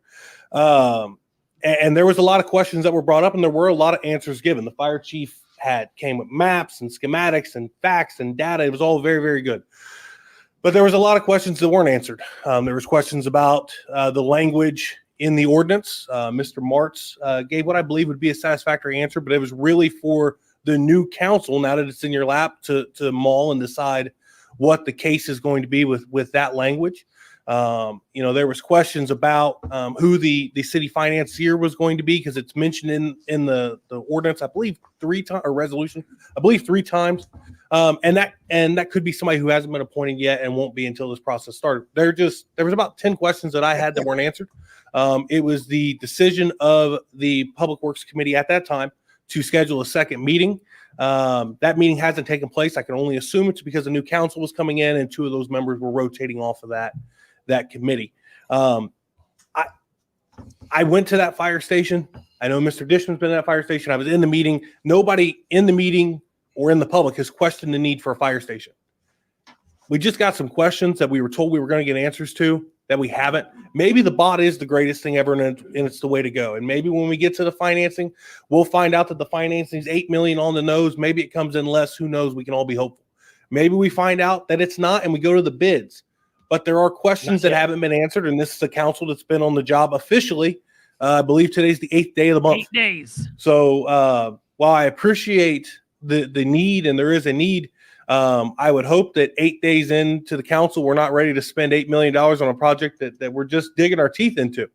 As this group has. As it's been mentioned, there's been a ton of work that's already been done, but this group officially 8 days on the job. So that is my 2 cents, and I hope we move forward. Thank you. Thank you, Mr. Pop. I can respect what he said there. Yeah. What the part about his 2 cents? Comments wrapped up. Just to be clear, you do have a motion to take off the table before And you. here he now, the attorney is now getting up here and saying what Audie said was right, that they never in fact actually voted on the motion, which was asinine. Before you all debate that. All right, here's where the fight you need to vote comes on that. between Roe. And then if Roe's it getting does, ready to lose it. For all of you that have been waiting to see it, here's where Roe lose it, and the fight happens between her and Nora. pass, it is officially off the table. And then the main question, which would be, I assume I wasn't at that meeting, but it was a motion to approve the resolution. That would be then up for consideration at that time. Mr. Gibson, if we vote to take that off the table, do we have discussion about taking it off the table? No. The vote is to take it off the table before you now. That needs to be voted upon or withdrawn, which would end all discussion about it. If it is taken off the table, then you debate and discuss the adoption of the resolution itself, which has already been moved and seconded, I believe, at the original meeting. So. It's been about 12 years ago. Oh. When that number. Yeah, you guys need to vote on that. Oh, okay. Yep. There's been a motion to bring it up. And at that point, when I heard he wanted to tell that story, I thought, Jerry don't care what happens. He just wants to tell that story. So let's listen to how fast this gets through so he can tell that story. Listen. Off the table. Roll call, please. Motion in a second. So look, Roe is saying stuff down here. Nora's mad. And you can hear Roe kind of talking. I'm going to back it up real quick so you can hear this. Listen. Hey, Chris, yeah. Before you start it, can you hear this? Did you hear that? Yeah. Listen for that. Okay. Sound too. Who do you think that was? It was Nora. Okay. All right. Here we go. Debate and discuss the adoption of the resolution itself, which has already been moved and seconded, I believe, at the original meeting. So. It's been about 12 years ago when that number. Good. Oh, okay. Roll call. Yep. There's been a motion to bring it off the table. Roll call, please. Motion in a second. Slims that pen down. Roll call. Ms. Powell? No. Mr. Garrett's not here. Ms. Selby? Yes. Mr. Dishman? Yes. Mr. Mason? Yes. Mr. McIntosh? No. Mr. Green? Yes. Ms. Elliott? No. Mr. Basham? Yes. 5 yeses, 3 noes. And I wish these people would listen to the way Sarah Gallion says her name and pronounce it correctly. Give her the respect that she deserves. Her name is Gallion. I call her Gallion. What do they call her? Gillian. All kinds of things. I call her Gallion, but I also am bad about calling people different names, so I don't really care about that. But yeah, I get you. They need to learn. They need to listen how she says it. I mean, it's not. Yeah, it's not hard. It's spelled Gullion. I don't know why you wouldn't know that that's Gallion. That's as easy as it gets. But some of them call her Gillian, Gallion. The table. Okay. Well, anyway, about 12 years ago. He says, it's like he didn't even care what just happened. He says, well, anyway, back to my story. All right, Papaw. I was back on the city council. And I don't even know listen, I was there poor when Jerry. The story has nothing to do with that fire station needs. He's told this story 500 times. He was part of the council. He's been on the council. I think this is the 49th council. I think he's been on the council since like 1876. I think he's been on the council since the 12th council. I like Jerry, but this is just an old man story that he's been telling since we've been talking about this. We've all heard this. We had a mayor, Sharon McShirley, who shut the fire stations down. That was one of them that got shut down, and he was there when they opened it back up, and it got flooded, and it was a shit show, and it was a big ordeal, and it sucked since then. I don't understand. He was real hardcore about getting this and going. I don't know. He was on the wrong side of this one tonight, I think. Like I said, they said what? Dan may have got to him. I don't know. Because you notice when Dan got up, he said, thank God. He said, I'm thankful that you got up here to speak or something like that. Yes. I couldn't believe he said that. That was weird. It's nothing about the financing tonight. It's getting the thing going tonight. So I'll open it up to discussion on the council. He wants to get it going. I have to say something. I mean, I'm emotional. All right, here we go. First of all, that's not how you do that. You ask if you can have the floor. All right. Now let's let her get through it. He just barely stopped and she's like, I have to say something. And it's like, whoa, ask if you can have the floor first. Let's listen to this. Here we go. Stink and crap in that place. I was there. I know. And like I say, for the city not to take those sanitary vacs and suck the water out of that place, they let it sit in there for months. That's what I wanted to say. Anyway, we're going to open discussion up for the fire department because I am tired of this playing around with this fire department thing. I'm for getting a new station, and I hope this council moves in that direction tonight. Yep, you hear it right like there. I said, they said it's nothing about the financing tonight. It's getting the thing going. Mayor Ridenauer said that, and he has a history of not telling the truth. Tonight. Being untruthful. So I'll open it up to discussion on the council here. I have to say something. I mean, I'm emotional about this. I might get in trouble for saying this, but I'm just going to be me. I wonder if that fire station was in another location, we would have sat here and had this discussion over and over and over again. I think the community deserves it and deserves every bit of it.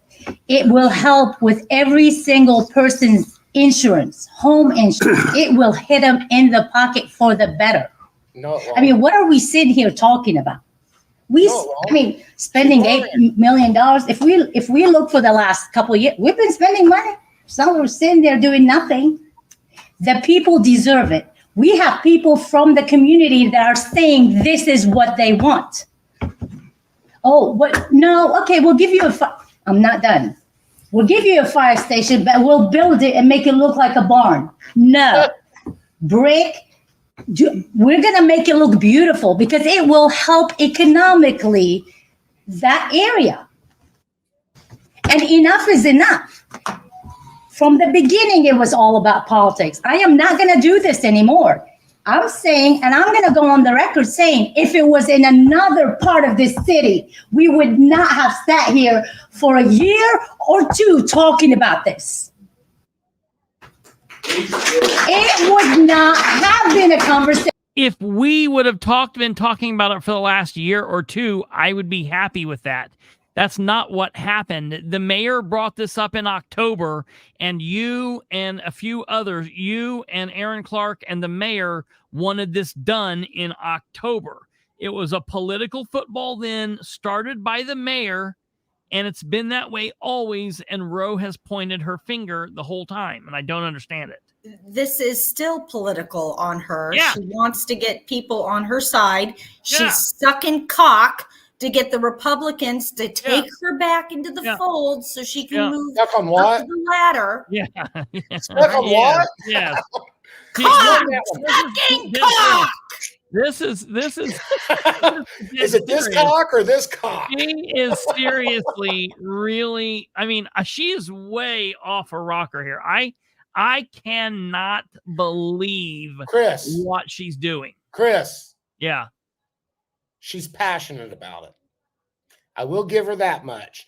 She's wrong about it, but she's passionate. She's being passionate about it. She's throwing out there, but I agree. She's throwing out there the race card. The race card. She's out of control on this. This is above passion. This is insanity. And just remember, this building was built in 1960. Okay. Yeah. Look, councilperson Roger Overby. Council people are supposed to be good stewards of the citizens' tax dollar. Period. Hey. Yeah. This Go was on. built in 1960. My house was built in 1921. Yeah. Right. So you know what? My windows are bad. You know what I'm going to do? Yeah. I'll tear my whole fucking house down and put me new house up because I got windows. Right. No, I'm replacing the windows at the end of the month. Right.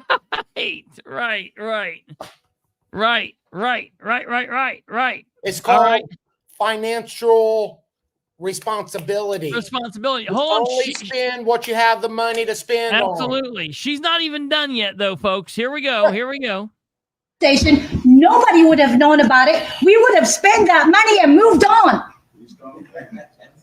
So, this is for the people. This is for people's safety. This is for the safety of the kids at Longfellow.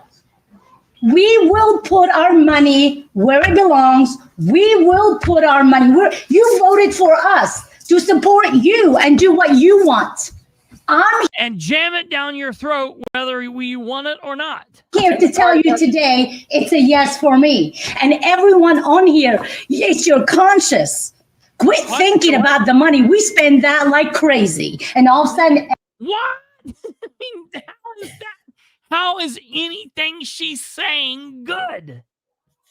And the political PAC, the firefighters' political PAC, give her $500. Yeah. She's working hard for the money. Here we go. Everybody tonight wants to be responsible, financially responsible. Get over it. Get over being financially responsible. What? Get over being financially responsible. And Get over it. This woman is a good Republican in good standing, but Troy Ingram is not. I don't understand that.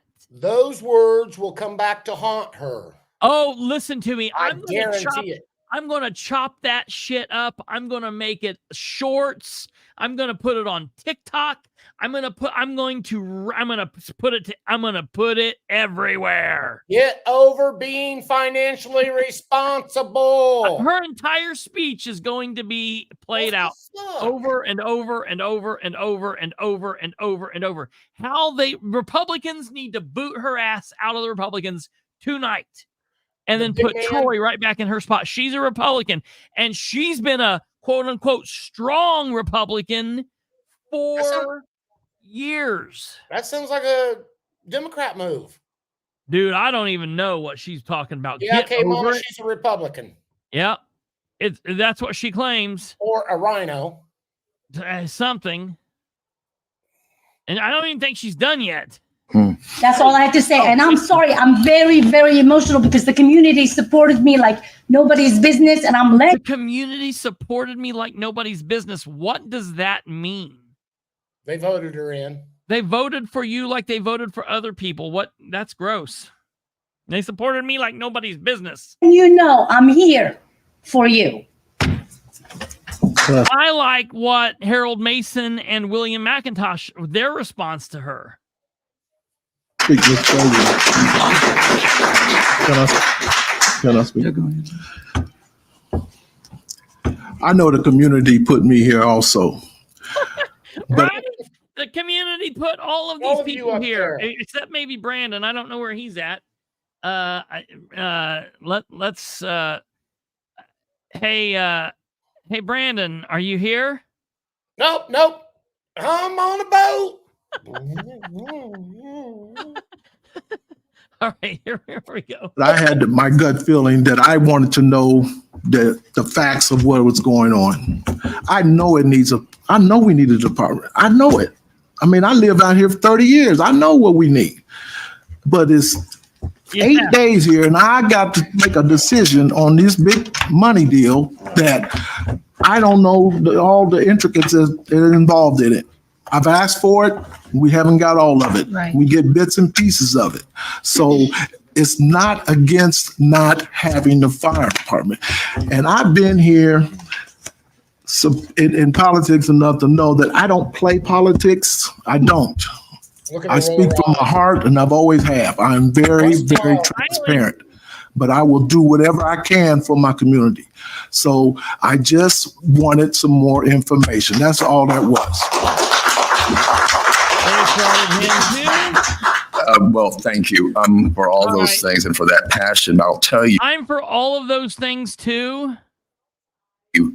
Long before 8 days ago, I requested the feasibility study. It's a 340-page document that thoroughly describes the process that has taken place over the last several years. That included firefighters, included city officials, included tours, schematics. This 340-page. What is up with him and the firemen that say schematics? Get rid of these people. Schematics. It's got all these schematics in here. Yeah, that's what the Danatics have. They have schematics. Hey, before you go on. Yeah. The only reason this guy and the only reason Rose Selby's in there is because they were school teachers and their kids come out and voted for them. Yeah. I don't, remember this man here is a voice for the mayor and a vote for the mayor. And I don't understand why he's dressed like a Bond villain. I don't even understand. That's Bond. James Bond. All right. Which is available to all of us, and I'm sure probably all of you have read it, because you see that shade he threw there? I was asked earlier today, do you have any questions? And I said, well, no, I don't. Yeah, I don't have no questions about this because my mayor told me to vote for it, and I'm going to. I mean, that's. I have no questions because Dan told me to vote for it. That's right. Yeah, right. All 348 pages said vote for 1723, Dale. I don't have any questions. I have read, in fact, it was my holiday reading, 348 pages of all of the answers. And so I will. That's not all of the answers, my guy. Just say I appreciate the passion, but let me just say that the answers to many of those questions are found right here. I assume those of you who are asking the questions most vehemently have already read the report and are just making a point. Sure. But I will tell you, you're not supposed to ask a question until you know the answer to it. Well, yeah, right. Or, I mean, sometimes you can ask a question to ask the question, but still, for the love of God, What? I mean, I don't know. Read this report and I'm ready to vote too. Okay. I'm ready to vote for you, Mr. Mayor. So we do have that report. I have that report too. But what we're voting on is this resolution. Yes. And this resolution, I am not clear on. And we have talked about that throughout this document. We're talking about transaction documents that they say were along with this. I've not seen any documents that were along with this. I don't know what that means. So again, I know this has gone on. I know it's frustrating and we all know it's needed, but we haven't been through this process. I will speak for myself. I do not have everything that I need to know what this is that we're actually voting for. I understand we're not talking about the amount of money in this document. I understand that's a separate process. I'm afraid the stare down happened when Dale was talking. Don't know is exactly what we're doing. We've been given simplified answers, but in all reality, I am not clear on this. I don't know if we can get more clarification, Mr. President, from the attorney or not, but I mean, at this point, I'm still not clear what these transaction documents are, what it is we're voting for. It's not that. It's not even necessarily bot. I've been trying to do as much research on bot. I don't know that that's a bad process, but what does this mean? What are these transaction documents they're talking about? I just need to know what we're voting on. That's so they can spend the money without coming to the council. Oh, look. Oh, no. I don't think there's anybody up here that don't agree that we do need a fire station. It's been said that we've only been on the job for 8 days. I voted to bring it off the table so that we could have this discussion. I visited the fire station with Chief Burford. It's deplorable, in my opinion. It needs to be replaced. What is Roe doing? But to vote on a document that we have no knowledge of, only 8 days on, we need more time to learn the language of this document and to see exactly what it entails. So with that being said, I voted to take it off the table. I'm going to make a motion now to table it so that we can further discuss it and learn more about it. Oh man, what a face. I disagree. I think we should just let the firefighters know. May I? Yeah, go ahead. Yes? Yes. Thank you. I think we should just vote. We should just let the people know where we stand and quit playing with this. No, I'm not done. I did get a vote. Did I get a motion to talk? Would you allow me? Okay, so let's just do it. Just say you're either going to vote for it or not, because you know what? If you still have excuses, you're going to find excuses over and over. I'm tired of it. A lot of us aren't tired.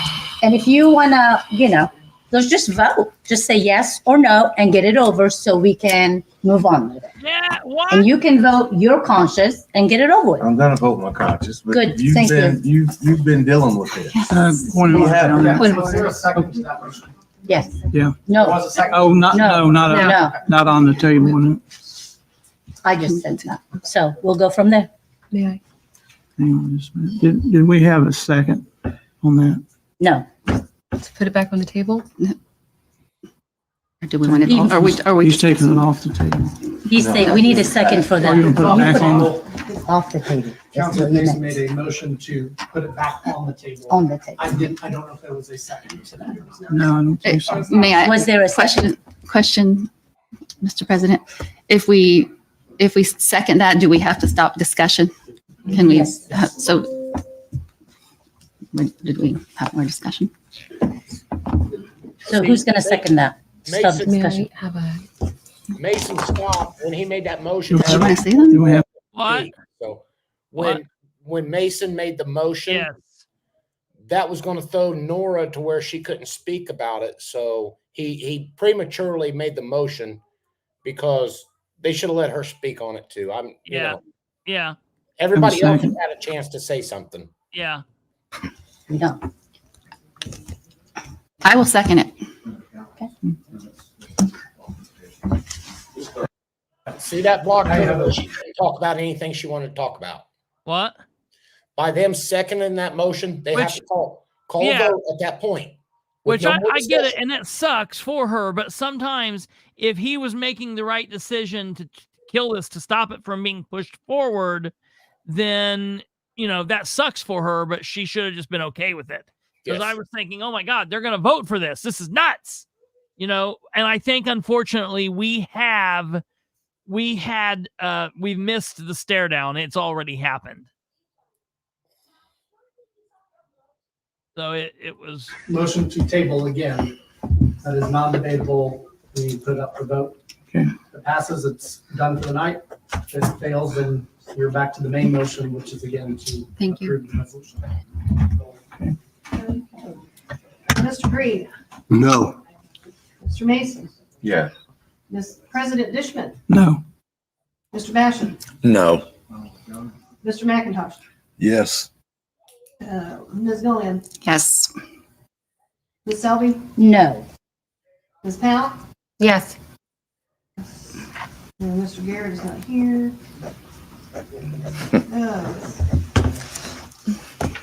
4-4. 4-4. That means no action. That means it's still on the table. Still on the table. Yes. Okay, Mrs. Powell. So it's on the table? Yeah. Yes. So we have to vote, correct? No. Not if there's not a motion. No, it just stopped. Is that? You still have your main original motion from whatever, and again, I wasn't at that meeting, but I assume there was originally a motion made to approve the resolution. If there wasn't, then there was some sort of motion made that was tabled. That is now off. You go back then to that original. Which is, it's off the table, we need to vote. Again, I would have to go back and see if there was a motion at the time. It was sent to the committee. Table was sent to Okay. Sent to the committee. Here, look. It was sent to the committee for a second. Look. There was no talking happening. Right here it is. You have the information.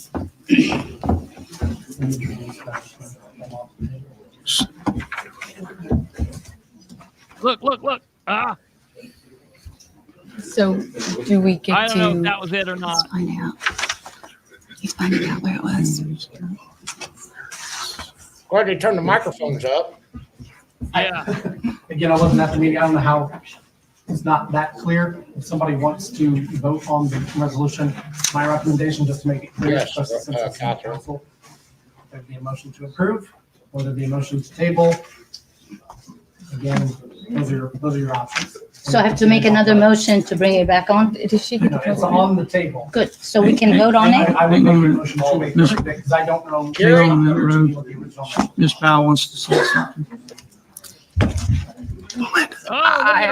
And bear with me as I negotiate all the way, navigate all through these notes that I've taken this evening. I appreciate everyone who got up and talked. It's very important that we have all those voices. Fire station number 6 was in horrible shape in 2011 when we ran for office. That hasn't changed. It's only gotten worse. Fire Station 5 is actually in my district. It's also involved in this bot, and it currently isn't even large enough to house the apparatus which would provide fire suppression to the hospital and to Ball State, which are in my district and protected by that fire station. However, we were promised a public works meeting that never happened, where we would have gotten answers to some of these questions that are very, very important. That impassioned plea should have translated into that follow-up meeting. We've been reaching out to learn to other communities to learn about the bot. I have personally talked to the mayor of Westfield this morning to try and find out information on a bot so that I can make the best decision. Yeah. One thing about Westfield. Westfield is the largest, fastest growing city in the United States. Yeah. I want people to be aware of that. Westfield is the fastest growing city in the United States. Yeah. Okay.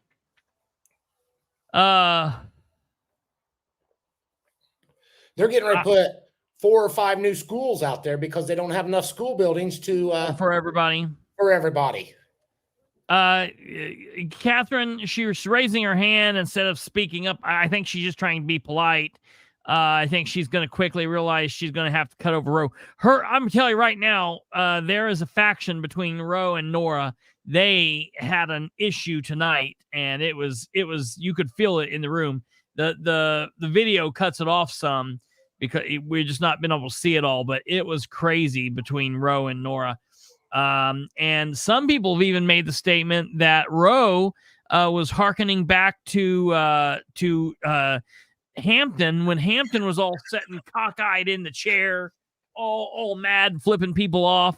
You know, Roe, I kind of would have not assumed that you and Hampton would be 2 peas in a pod, but I guess I was wrong. She was kind of pulling the Hampton. Only thing she needed was her tie-dye shirt, right? Yeah, I think she's got a couple of those. For my community, because as Councilperson Gullion said, this is not about whether or not we need that fire station. We absolutely do. We absolutely need those fire stations improved, but we need to make sure that we're making the best decision financially. And unfortunately, because we haven't had those meetings, because we haven't had those conversations, we really don't know if that's the best thing. Listen to me, folks. Listen to me. I'm talking to Harold Mason. I'm talking to Jerry Dishman. I'm talking to Sarah Gullion. I'm talking to Brandon Garrett if he gets his ass back. I'm talking to Jeff Green and to William McIntosh and to Rose Selvey and to Dale Basham. Please don't make Nora be the smartest person on the council. For the love of God. Get over being financially responsible. Yeah, right. Damn it, Nora, get over being financially responsible. Just get over it. The couple things that she's made some statements tonight that are just killer. Just absolutely killer. It's insane. Chief Burford said, I was not part of the administration when this project started. Well, neither was I, sir. And so you're asking me to come in 8 days and make a decision on something that all these other players are already informed on, and we are not. And unfortunately, it falls in our laps to make this monumental decision that's not based on emotion, because we all know that we need that fire station. Our firefighters deserve a healthy environment to work in. They always have. Yep. I completely support that. I want to see that happen, and I want to see that happen as soon as possible. And I want to see something that is a source of pride for that area. And I want to see those things, and I want to see our community move forward. But I also want to make sure that we are making the best decisions. Just this evening, we've had information that's contradicted itself in regards to can we decide. And can we dictate how much local union labor we're using? I don't think that that's possible. I don't know that that's possible under the law. And so I guess I'm throwing this back on Mr. Gibson. Mr. Gibson, will if we pass this tonight, will we be locked into something that we'll have to follow through with? I don't know that. There's information in here that's missing that you're asking, us to cast a vote on. So while this is a hugely emotional issue, and it is. And I don't think that there's anyone up here who is arguing that we do not need that. We do not need that fire station, or the fire station at 5, or other fire stations improved. But unfortunately, we're not voting on whether or not we need those fire stations. We're voting on this document, which is not fleshed out. And we've been waiting on meetings. So maybe what I can do, sir, is make a motion that we send Resolution 1723 to the Public Works Committee for further exploration, with the hopes that we can gather the information that's needed to cast this vote and address it again next month.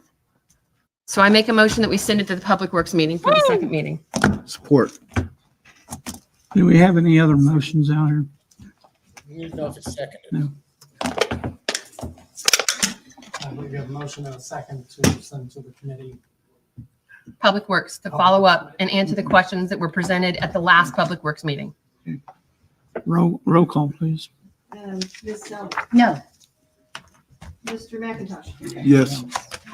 Mr. Green, No. Ms. Powell, Yes.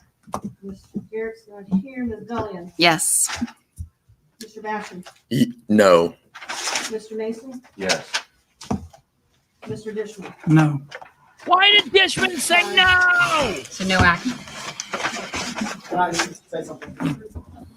Because he wants them to hit the ground. So it sounds to me like a lot of the concerns are not completely understanding what this resolution is asking you to do.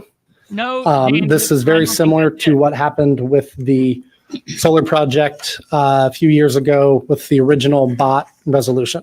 I just confirmed with the mayor, and correct me if I'm wrong, we're just looking to take the next step to prepare documents for consideration by council and then obviously bring financing. Yes. Last time with the solar, we made some revisions to the resolution. I'm happy to explain what those revisions were if you would like to see if that would help answer any questions.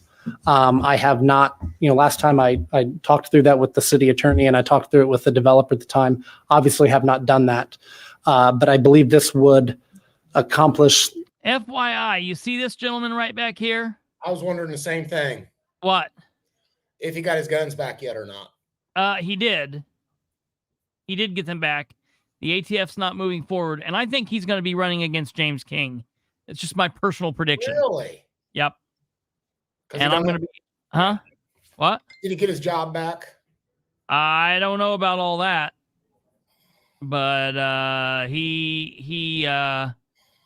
think that happened, and kind of interesting to me. I used to not be on his side, and I think I'm kind of starting to like him a little bit. That's for another day, but just FYI, I just thought I would introduce him to the public here. This gentleman's name is Steve Brand, just FYI. All right, here we go. What I think they're asking to do, so then you can be voting on what they think you're asking to be voted on. If that makes sense. Probably not. But so if it's all right with you, I'll just talk about what those were. In section 1. I don't like what he did here. I like Dan Gibson, but I feel like he's attempting to talk them into voting for what the mayor wants. And I think he was kind of overstepping here a little bit. Just a minute. Where it talks about, it says the transaction documents that would be approved in a form to be provided by the developer and reviewed and approved by the city attorney Can't tell that Audie and Jeff might have just been texting. and mayor. Gonna set off camera. With the solar project we just made, after attorney, we put comma, mayor and city council. That's In what I section thought there, 2, Roger. the council hereby finds that the execution of the transaction documents, we replaced execution with project contemplated by the transaction documents. Steven, yeah. In section 3, we made the change where it said the council hereby approves the execution of the transaction documents. We replace execution with negotiation and drafting. And then after mayor, we put comma, subject to final approval by council at a future meeting, comma. And then the second sentence we struck in its entirety. Could you read that sentence, please?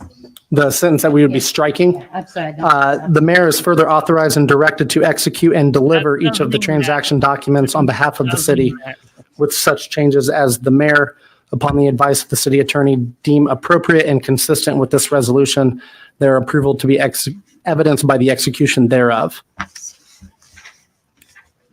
They always have in the past, Karen, and they definitely should be now. Now, in all fairness, this is a brand new council. This is they've only been in office for 8 days. 5 of them have only been in office for 8 days, in all fairness. But so this is a little bit muddier than what it normally would be. But yeah. If the change before that is made, where everything's coming back to you, that sentence is unnecessary. And then in section 4 is very clear that financing is brought back to you for consideration at a later date.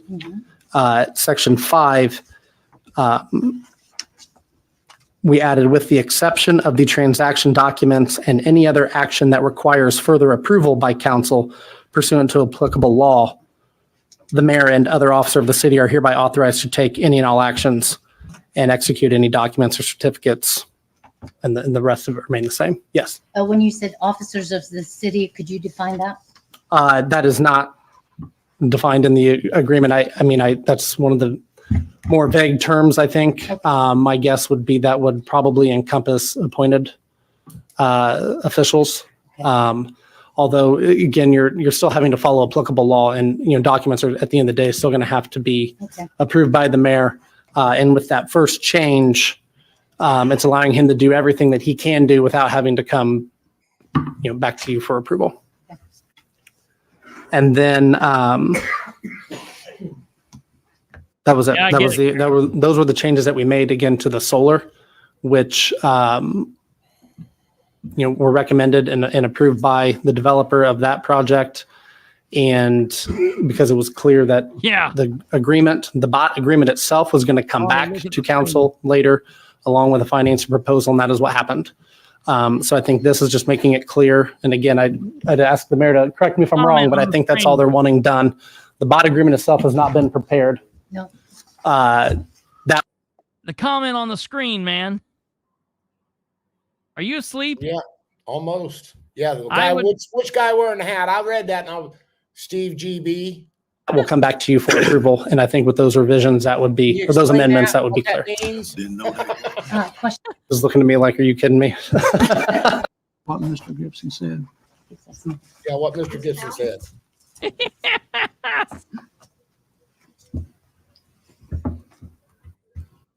Yes. Mr. Green, Yes. Mr. Basham, Yes. Mr. McIntosh, Yes. Ms. Gilliam, Yes. Ms. Selby. Yes. President Yes. Dishman. Right. Yes. Right, Catherine. Wow. 8 yeses. Bro just played him. Now watch the big smile she gets on her face. Yeah. Like she's eating a big old pile of dog shit or something. Yeah. Hey, I can say I would shit like to make that a now. motion to I'm approve as amended, please. candidate, right? Second. Can we? And a motion. Oh, wait a minute. No, that was the amendment. And Right. They all agreed on the amendment. Now here's to vote on resolution 1723. Here it is. And this is where Roe plays them. To approve the amendment and second it. And everything Roll else call, did. Everything please. we just did. Everything we just did. Mr. Basham, Yes. Yeah. Yes. Ms. Yeah. Gilliam, Yes. Yep. Ms. Selby, Yes. Yes. Mr. Mason, Yes. Mr. Green, Yes. Mr. Gary's not here, Ms. Powell, Yes. President Dishman. Yes. Let's we're being financially responsible. Insane. Oh wow.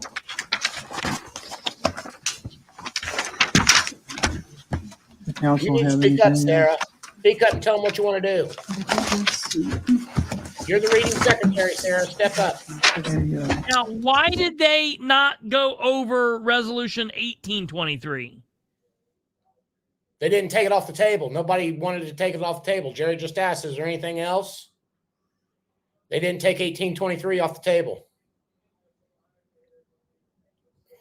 Which one was 1823? For that JRF, the abatement that Roe wanted to look into last month. She was like, can I look into this and have them come? Well, she's not for it. So, she didn't pull it off. She is for it. Well, she just wanted to stick it to them one time this month and one time next month. All right, here we go. We're moving into public comments. So see, he opened it up to public comments. Now this part here, Nora gets really shitty and pissed off because of Belinda. Okay, why? Did you see this? Yeah. Did you not see this part? Yeah. Watch this. This is good. You want to speak to the back of the room? Belinda stepped over a line here.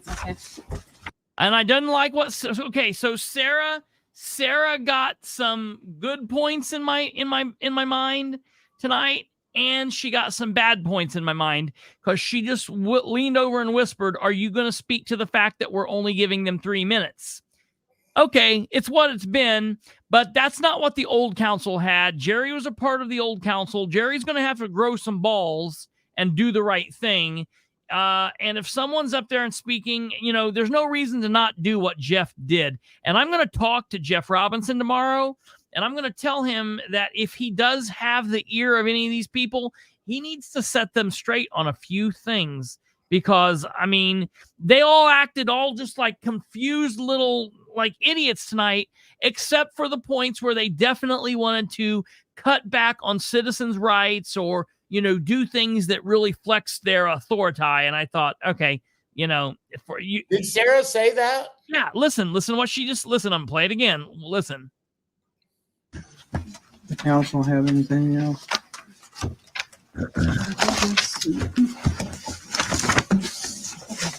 There you go.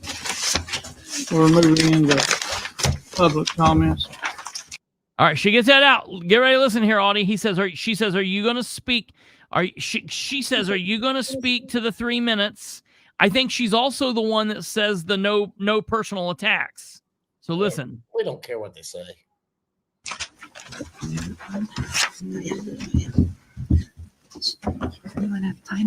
Oh, she said to Nora, "Are you want to time it?" Now listen, this is where she says it to Jerry. Listen. You want to speak to the fact that we're keeping the 3 minutes? Are you going to speak to the fact that you're only giving them 3 minutes? Well, I got news for them. If I want to go longer than 3 minutes, they can have me arrested. Yeah. I don't care if they're fucking Democrat or Republican. It's ridiculous. I don't know. Well, I'm going to also tell you that I have heard from 3 different sources. One of them was a Republican, one of them was a Democrat, and one of them is not involved with politics, period, that stated that early on after the November election, Jerry Dishman made a statement to several people saying, "I just don't know what I'm going to do about Bilbrey and Audie." Oh, really? Yep. So I'll call that motherfucker and get him out of bed right now. I don't talk to Jerry that much, and you do, so you might just find out what that means. I'm gonna ask that came from a Republican, a Democrat, and a blind man. Because I pushed hard to get that son of a bitch as president. I know, and I don't know what that means because I've never done anything up there to him. I've never done anything. Look at the last 4 years. The record speaks for itself. If you guys are doing the right thing, I get it in within 3 minutes. Right. I've trained myself to where I get it in within 3 minutes. Yeah. Back 5 years ago. Can you confirm? Do what? Can Darla confirm from the other room? All right. I want to listen to know if I want to know if Sarah's the one that says this other thing here. Hold on here. 1 second. All right, Belinda Munson, City Clerk. I've left you guys a couple of different things. He says it after Belinda. Ms. Selvey came and had a discussion with me last week about your tablets. They are about 8 years old, and Brandon's not here, Mr. Garrett. My understanding is his doesn't even work. Some of you have had some problems accessing your email, which makes it hard when we're sending you documents. The issue is that you've got quotes on 5 different options. It's your equipment. You get to decide, you get to pick. I'm not buying equipment for you. But the other issue is there's no money that's been budgeted for new equipment. It kind of got overlooked. I think nobody mentioned till after the election that your tablets were probably in need of replacement. They're about 8 years old from my understanding. So what's with the gum? I'm giving this information to you so you can review it. You maybe stick that behind your ear while you're talking. Is she chewing gum? There's a Chromebook on here there's a couple of Chromebooks on here, but the prices are listed. All of the schematics are there. I think you need to review that, and probably an appropriation needs to be made if it's decided that you need to She's either chewing gum or still eating Applebee's that she had before the meeting, one or the other. replace what you have. Yeah. There's nothing that you can do right this evening, but You mean we can't buy them while we're sitting here blinking our eyes? I thought we could do that. I was wondering, Craig, Mr. Wright can come explain where that money can come from, because I think I had a conversation with you after that, right? I love this answer. Nora's mad at Jerry because Jerry's letting Roe run the meeting. Yep. You know that's what's going on here, right? You see that? And Jerry, I'm gonna have a talk with you tomorrow, buddy. You're gonna have to throw some fucking balls. Hey, it ain't gonna be nothing like the talk Nora had with him. All right, here we go. Could you come explain, please, so that the public would know where the money's coming from for those new? Hey, Ro, we're moving into public comment. Oh, we are. See how that she. Oh, we are. You could even hear Nora say she should be something you. Yeah, that was interesting. Yeah. Okay. Nora's gonna have to go back to point of order. Yeah. Yeah, we had that conversation. And here he comes, anyways. This is a circus. The money, I think we figured it out that you had plenty of money in. Thank God he was still here because he's normally not here by this point in the meeting. Wait a minute. Listen. We had plenty of money because the last council decided to not give the new council a raise so they could go to the school. And now they're having to take the money out of the raise money that they were supposed to get to buy their own fucking tablets. And what the council did not accept any raises for this year and all of that, those funds that would accommodate any of the equipment that is needed. Duh. Remember me talking about that, Jeff? Remember me talking about that, Troy Ingram? Now they're going to buy the fucking council new iPads with their own raise money that they didn't take because you told them they didn't need it. Instead of using it on classes. Listen to me.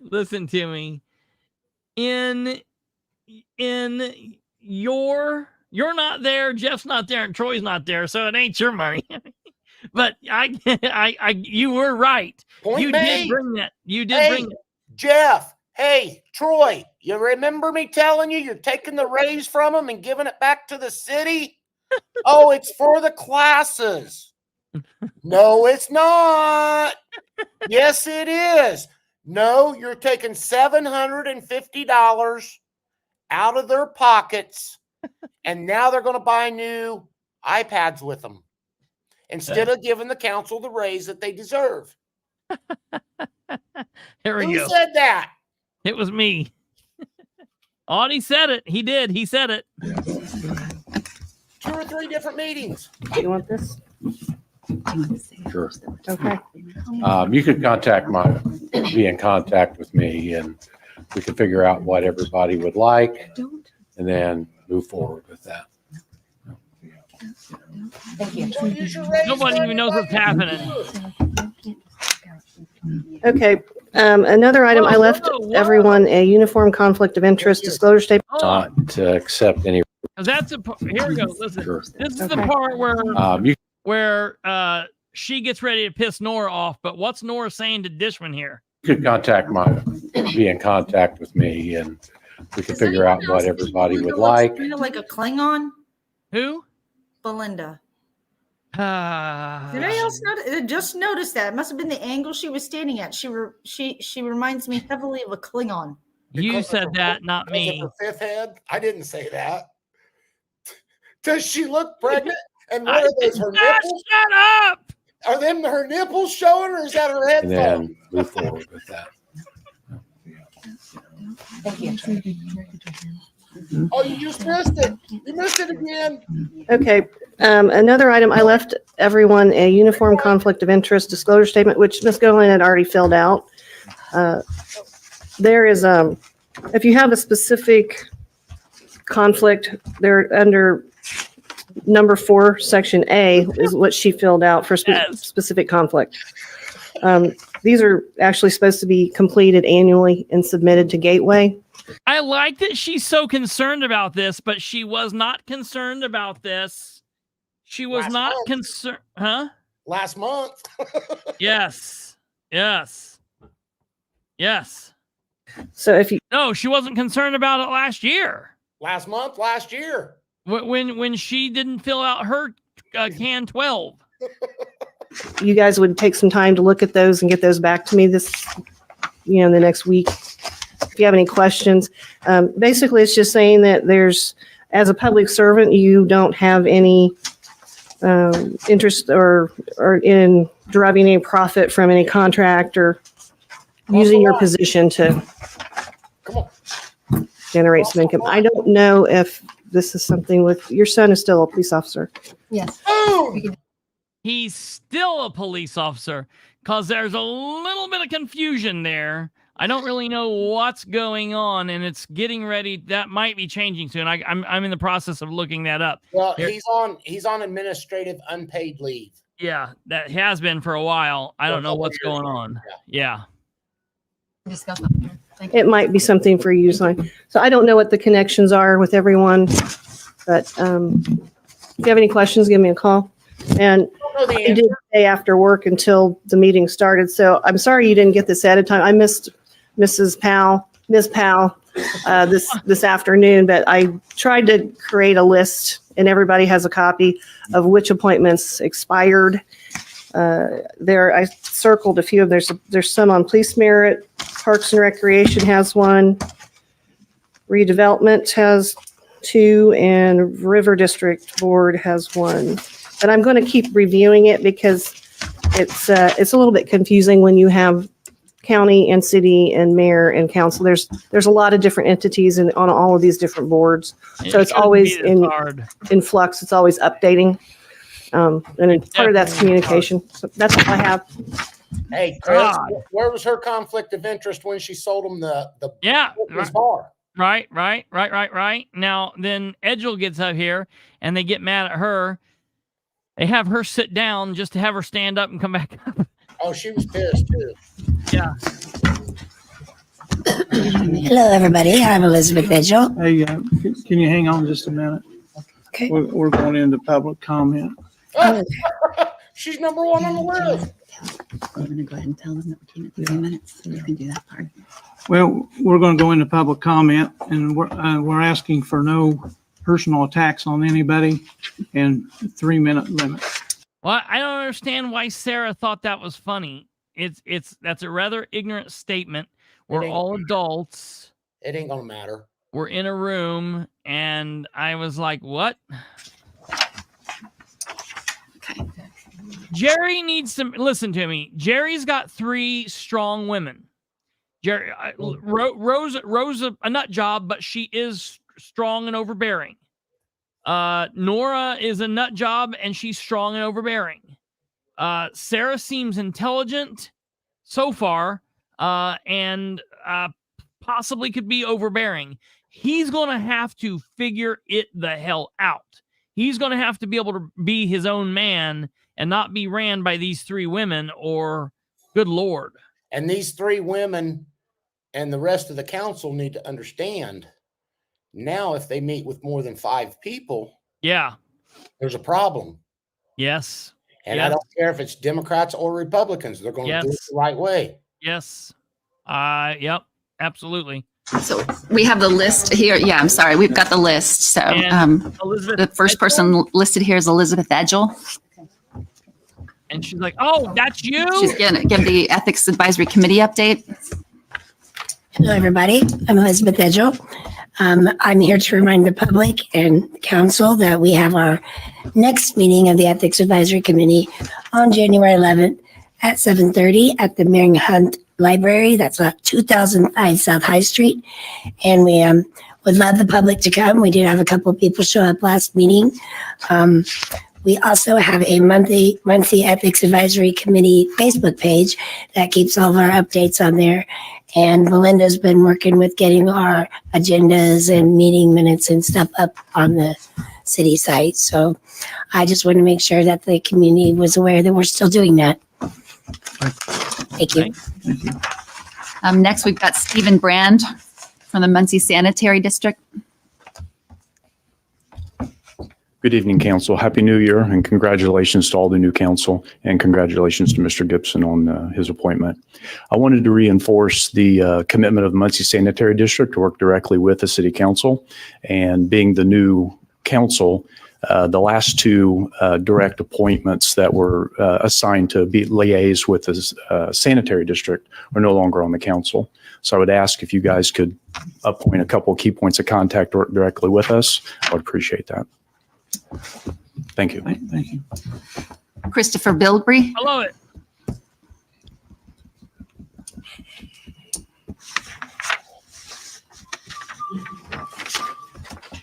Is that you whistling? Good evening. I reached out to. How did you know? I heard you. That was me whistling. I don't know why. I normally don't whistle in public like that. But that was me whistling for some reason. All of you today, I text you. I would like to just in the next couple days find a way to get all of the email addresses that you guys are going to be doing business as council people. I know that the city provides you with an email, but I know sometimes councilors have not used that email in the past and they've used others. Out of the 9 of you, Mr. Garrett responded and Councilor Selvey responded. So if the rest of you at some point could respond to that, I would appreciate it. Just look in your cell phones. I text you and gave you a way to get back in touch with me, but I would appreciate if you could do that. And lastly, I just want to, I guess I'm a little kind of disheartened by the admonishment of no personal attacks. I don't know what a personal attack would be, but sometimes when citizens step to the podium, it is necessary for citizens to speak against your actions or actions of others within the city. And I ask you to understand that you work for us. And you guys have been doing great tonight. Everything's started off well, but just try not to try and limit the First Amendment to folks in here. Everyone should be respectful. We should be able to conduct meetings, but it just doesn't send a good message. The prior council before you guys didn't start out with, hey, we have some things we don't want you to say beforehand. So just be careful with that. Thank you. Audie Barber. Don't start my time yet. I ain't up there yet. Okay. My name's Audie Barber. I just hope that the council tonight has not tied our hands to where we are forced to do this bot. I think it's a big deal. I think, wish we could have tabled it. I wish we could have voted it down. I think the bid process would have been the best way of doing this. With that being said, we have another problem with the solar farms that are coming up. The county passed an ordinance, but that ordinance does not. Back here. I want you to look back here, Audie, because all right. So I apologize to you. I turned you on, but I needed to get home to try to get ready to go live because this meeting went a hell of a lot longer than I thought it was going to get. I want you to notice that Carl Malone, this is Carl Malone back here standing in the doorway. I try to get past him here in a minute, and he just will not get. Yeah. I told him when me and Jeff were leaving, I told him, excuse me. Yeah. And he took one step. And I said, excuse me, get out of the fucking doorway. Yeah, he would not get, he would not get out of my way. Yeah, next time Carl does that, I'm going to shove his stupid ass down. I thought, what in the hell? Like you'll probably see it on the video where I say, excuse me. And you'll see it back here where my fat ass knocks him and the door down. I about knocked a hole in the wall back there, dude. I'm the Kool-Aid man, dude. You don't step in my way. Are you kidding? Like I'd take that dude down. Are you for real? The Kool-Aid man. Hey, I'm gonna throw it up here real quick. Yes. I also real quick. I'm glad you said that before we get off here. I will bring that up. Bring that up, Janet. Give me 1 second. Let me set this up to where I can see what they're saying. I will definitely do that. Kate, I'm going to send you 2 things. Can you put these in the overlay and we'll put these up before we're off here? I will put those up, ma'am. Thank you. Here we go. We're almost done Count here. incorporated areas. So the city of Muncie, the town of Gaston, Yorktown, none of those people have to abide by those rules, but that the county passed, that some of you guys are on that board. So with that being said, I think you guys need to look at putting an ordinance in to adopt a ordinance for the solar panels that are being put in the city of Muncie, that are going to be put in the city of Muncie, because if you don't, they can put them on any street corner that they want to, and not have to have setbacks or anything like that. So, and I know Ms. Powell, you was on the board, and I think a couple other you guys may have been on there. I know some of you guys were at the meeting, but it's very important that we keep our city beautified. But, and I'm not against solar panels. Don't get me wrong. I'm not against solar panels, but I think there is a place for them. And I don't think in the city limits is one of them. Thank you. Hopefully we have a decent year. Here I am. I know you guys are all pretty ambitious to make your points, but like I said, I hope the bot has not been locked in by the council. Thank you. Brandon Murphy.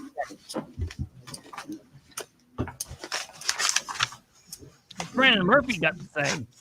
Good evening, council. I'll be quick. I know you've had a long night. I just want to thank the council for the opportunity to have served over the last 7 months and wish you all the best of luck. You're in good hands with Mr. Gibson, and I wish him luck as well. Thank you. Thank you. Thank you for everything.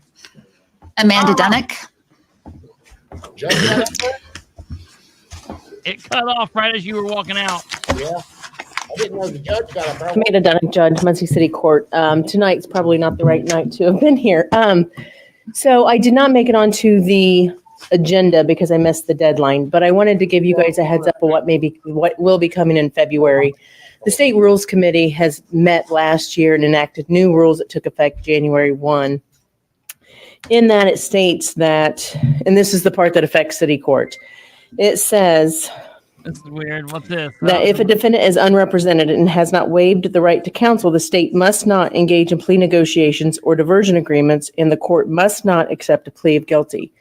How that affects Muncie City Court is over half of the defendants that come through here are unrepresented, and they meet one-on-one with the prosecutor. That doesn't happen when I have to have a 10-minute meaningful conversation with them about the dangers of self-representation.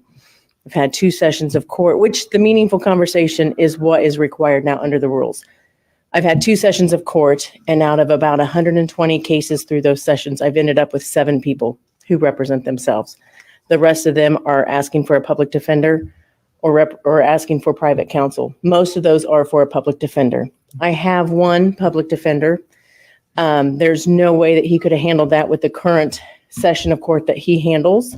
So I've had to add a session of court to accommodate this new rule. Instead of requesting for a new public defender for a second or supplement public defender, I'm going to be requesting that we just increase the one I have salary to compensate the additional session. That saves the city on fringe benefits. It saves the city on other employment-related expenses. Mr. McKinney does a great job with the defendants. So I'll have that put together. I've been talking with Craig. I've spoken with council and Mr. Murphy last week too. So that's coming in February, just so you know. It's due to a rule change that came into effect January 1, and we've been working it out, trying to figure out what's the best way to address it. And it's going to be to ask for an increase because of the increased workload. So thank you. Thank you. Carl Malone. Well, hey, I'm going to be complaining that I'm timing these. If he goes over 3 minutes, I'm going to be pissed. All right, get ready. I passed out some information when I first came in. When I first came in regarding park programming. 4 years ago, when we first came in office, the city council was supportive in allowing us to seek a program director for the city. And so the council was great and allowed us to do that. And we were able to bring in a program director, which allowed us to begin to work on our 5-year plan, which we're scheduled to start working here this summer on a second 5-year plan. The information on that flyer was a direct result of George Foley's work in conjunction with many city partners, Jason Donati being one and several others. And so at this time, I just like for George to come up and say a few words. And we looking forward to working with this committee and what we can do to make the city great going forward for our young people. George. Is George signed up? Yeah. Good morning, board. Oh, good afternoon. I'm sorry. Good afternoon, board. Congratulations on your new seat. Huh? He don't know where he's at? Who? He didn't know when or where he was at? He's like, good morning. Yeah, good morning, yeah. No, I'm still in work mode. Sorry about that.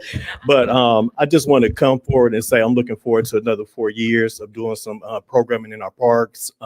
Good work. Our last 4 years was successful, and we've been working hard during this winter month. One thing that we would like to do is make our intern program year round. And so myself and Dr. Powers, we've been writing multiple grants, and hopefully we'll get those approved here.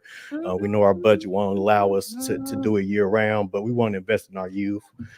People want to keep our kids off the streets, but there's not opportunities for them. And we're not giving them opportunities to learn and grow and find out about new jobs and things like that. So with our new program, they'll be interning at some businesses here in Muncie. We've talked to the business. They're very interested in hiring those kids. And so we're just working out. I'm going to bring in a pop filter for that mic. The details with the financing. But we also want to do more activities in our parks. We got Game Bridge field. We want to use that baseball field for baseball and softball. Lafferty We're field. going to do some basketball programs. We're working with the NFL to continue to do flag football. And there's also a possible grant we may get through them to renovate that field at Ball Corp. So we can make it like a field and a park all together. So we're just hard working right now, working with Superintendent Malone just to improve our parks, but not only that, have more activities in our park. So thank you for giving me an opportunity to talk. Thank you. Thank you, George. So there's 2 minutes and 33 Corbin seconds. Malcho? Did I say that? Malco? Sorry. No, he didn't say.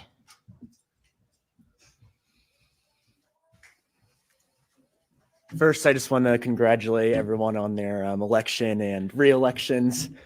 This one's kind of off topic, but tell me this dude's not a Republican in the making. He absolutely is. He's one of the young Republicans. This dude's got a smile that just won't quit. I'm a member of the Indiana Legislative Youth Advisory Council, appointed by youth, the Senate leadership. And one of my big things is mental health awareness, especially for the youth. And he's telling the council, huh? Where's he been? Yeah, right. Yeah, you got all the money down here at 8th Street. They've done nothing to it. High school students. And one of my friends on the council, she's from Fort Wayne, and they do a mental health conference for students. They get about 250 students that sign up for it. And they get to meet for, it's about half day, and a bunch of mental health specialists come in, and they talk about how we can kind of break down the stigma around mental health for students and kind of what we can do to improve in schools. So I think that would be a really cool idea for what we do in Muncie. I have a couple ideas for it. Is it good if I send emails to you guys? I think it's like on the city website, be able to send emails through there. But yeah, that's a really cool idea that I think we would know be what their emails good are to do in Muncie. And I can't get anybody to tell me. Thank you. Peace, my brother. Marshall Farmer. Okay. Andrew Pop. Marshall Farmer is the owner of Midas. Good evening again, Council. Andrew Pop. I want to start by thanking you guys for my reappointment to MEPC. While that does seem like a board that, it meets once a year. Hep C. He got some new Hep C. Wait a minute. Didn't Andrew Dell get forced to resign from one of them positions? Wasn't he on the MRC board and the Merit Committee? He was on MRC and Merit Commission. That's Pop's on the same thing. No, he's not. Yes, he is. He's not on MRC, man. What did they just reappoint him to? The meeting, the thing that they appointed him to the Economic Building Commission that meets once a year. The MRC is the Muncie Redevelopment Commission. Right. Okay. So yeah, he's good. and have a lot of purpose. We do serve the Horizon Convention Center and managing their bond and finances for the year. Also through that board, I do serve on DAC and the Horizon Convention Center board itself. A lot of challenges facing Horizon Convention Center, and it's nice that I'll be able to return and continue working on those, both on the capital project side, different venues and hosting and revenue streams for the Convention Center and the economic development work of DAC. So I appreciate the reappointment. I then want to reiterate what I said last month. This council has a unique duty that it shouldn't have, admittedly. The last 4 years, the Muncie City Council, in many iterations of it, some people came, some people went, was the flag bearer for transparency, for a moral compass, and for doing the right things by the citizens. It is my deepest desire that the 8 of you here and Mr. Garrett continues that. It is also my deepest desire that we see changes from upstairs this next 4 years to add to that. But it is critically important, as you did tonight, listening to the citizens, making the changes that are needed. I would point out that those changes that were made to the solar ordinance, the financing didn't go through, and yet somehow we own the property that the solar field was going to go on, and we may have a solar project coming. Interestingly enough, that was in the paper last month. This council is going to have several issues come before it. Financing for a fire department or for a firehouse. We have a crisis center, which currently looks like a center in crisis that is trying to be built and figure out. Lots of issues coming forward before this council on top of your regular duties. And if tonight's any telling, it was a very short agenda that turned into a 9 o'clock meeting. So with that, thank you so much. And I look forward to the next 4 years. That's all we got. Everybody stay down for 3 minutes. Motion to dismiss. So moved. Second. Dismiss or adjourn? Next month. All in favor? Look, Nora started in. Whoa. Oh, you dropped something, Sarah. No, that's where Roe was. And I think she went down there to get all of her stuff. Probably. So that was a long meeting. I'm sorry we've been on here for so long. This was insane, but I absolutely I wanted to get all that stuff out. It was a crazy meeting. There was only one topic. One topic was all of that insanity. We've got a lot to look forward to from this council, a lot to kind of close our eyes about with this council. It's going to be crazy. The big takeaway from this is Jerry Dishman is going to have to grow a pair. Right. And I want everybody to vote. You got 4 choices tonight to vote on for Diva of the council meeting tonight. Yeah, right. Yeah. Rose Selvey, Nora Powell, Dale Basham, or I guess we can put Sarah in there. 3? Was there only 3? 4. Put Sarah in there too because of her comments on the 3 minutes and not calling names. All right. Yeah. So A, B, C, or D. A is going to be Roe. A is Roe. B is Nora. C is Sarah. And D is Basham. Yep. A, B, C, or D. The biggest diva tonight. Yeah, give us an A, B, C, or D. Who was the biggest diva? Roe, or you can just even put their name if you want. Roe, Nora, Sarah, or Dale. A Roe, B Nora, C Sarah, D Dale. I know we've been on here almost 3 hours. It don't seem like it. Oh my God, it is after midnight. Holy shit. They said after midnight we go rated R. Yeah, right. Yeah. We let it all hang down. After midnight. We gonna let it all hang out. I started singing some Clapton and we're going out on some Clapton, so I can dig it. Don't get no hits. Yeah, right. No, believe me, we're not gonna get any of that. All right, thanks, Audie. We'll see you tomorrow. I'll talk to you tomorrow. Yeah, I'll get all of it. We got to go to. Yeah, we'll go up there tomorrow afternoon, 6 p.m. The thing about it is, I'm gonna be late. What? I will be there, but I'm going to be late. All right. I'll be there. I'm going. I have physical therapy at 5:20. Last about 40 minutes. Okay. I should Tell be me, there. I got to put this up there. All right. I should be I'll there. see you. All right. Bye. All right. Bye. Biggest diva of the night, Rose Selvey.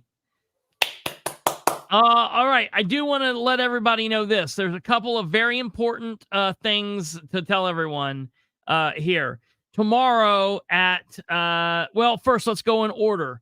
Tomorrow at 10 a.m., there is a Delaware County Tax Abatement Committee meeting. A Delaware County Tax Abatement Committee meeting at 10 a.m. at the Innovation Connector at 10 a.m. And this will be to discuss the Meadow Forge and Hawthorne solar projects. This is going to be a big meeting because based on what happens here, the council, when they meet on the 23rd, the Delaware County Council, they're going to decide what to do or to take away that abatement or whatever. So this is a big meeting. We'll be talking about this tomorrow evening, and that'll be there. Then tomorrow at 11 a.m., there's a very, very, very big thing going on at the State House. If anybody is interested, answers and solutions to the global initiatives with local impacts. Farmland Legislative Action Day, January 9th, 2024 at 11 a.m. All are welcome. Solar farms and carbon sequestration, war on farmers and food, fertile soil land grabs. Meeting location, Indiana State Capitol Building. The speakers tomorrow are amazing speakers. The Farmland Legislative Update, January 9th, 2024, 11 a.m. They're going to have speakers that are going to be dealing with how to take back the Indiana state government. They're going to be talking about Indiana election issues, how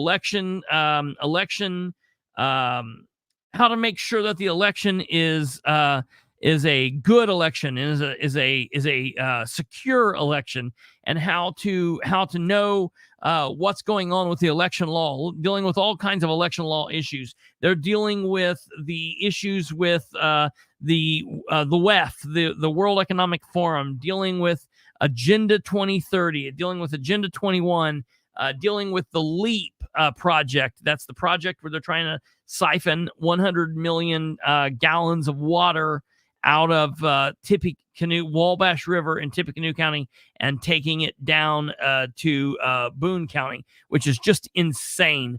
Also dealing with farmland land grabs, what's going on with the solar and the wind and clean energy and all of the con that is. The speakers are going to be speaking on many different things. Miss Ashley Minner, Mr. Shannon Maddox, Dr. Doug Frank, Pastor Micah Beckwith, former Attorney General Curtis Hill, Pastor John Schrock, Mrs. Rhonda Miller, Attorney General's office. I don't know what the hell that is, but that's kind of weird. I hope we're not hearing from all of them. I don't know what that is. That's kind of a weird deal. I guess we'll have to see what that is. But that's there. If you want to go down and listen to this is going to be a cool thing. I don't know how much of this is going to be online. I'm going to try to get down there. I'm going to do my very best to get down there. Either way, on January 15th, we will be having Mr. Pastor, former police officer, amazing speaker, Mr. John Schrock. We'll be having him right here on this program. I promise you we won't go 3 hours, and it'll be a good hour and a half talk, and we'll get you guys out of here. But that'll be a good time. Thank you guys for sticking around. For those of you that have stuck this out, you guys are insane. I appreciate every bit of it because some of you watched the council, and then you watched the council again, and me and Audie talking. It was insane. Thank you guys very much. Love you all. Think about going to these events if you can, or watching them and listening to what's going on. It should be a big day tomorrow. Tomorrow is also the Madison County meeting in the afternoon. I will be there. Audie's going to be there. And then we'll be back here tomorrow night at 9 p.m. I normally don't like having Audie on 2 days in a row, but we'll probably have him on tomorrow because he will be coming back from Madison County, maybe if we're not arrested. So we'll see what goes on. Thank you all very much. And I just have to say one last shout out to the most important member of tonight's meeting, the ghost of Brandon Garrett. Thank you very much for your action tonight, Brandon. For all the rest of you, please like, subscribe, share, hit the bell, comment, and do your part to spread the word. Thank you all very much. Good night. Good night.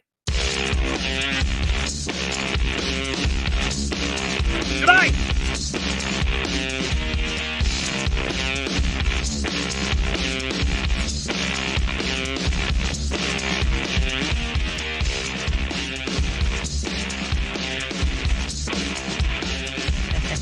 Aaron.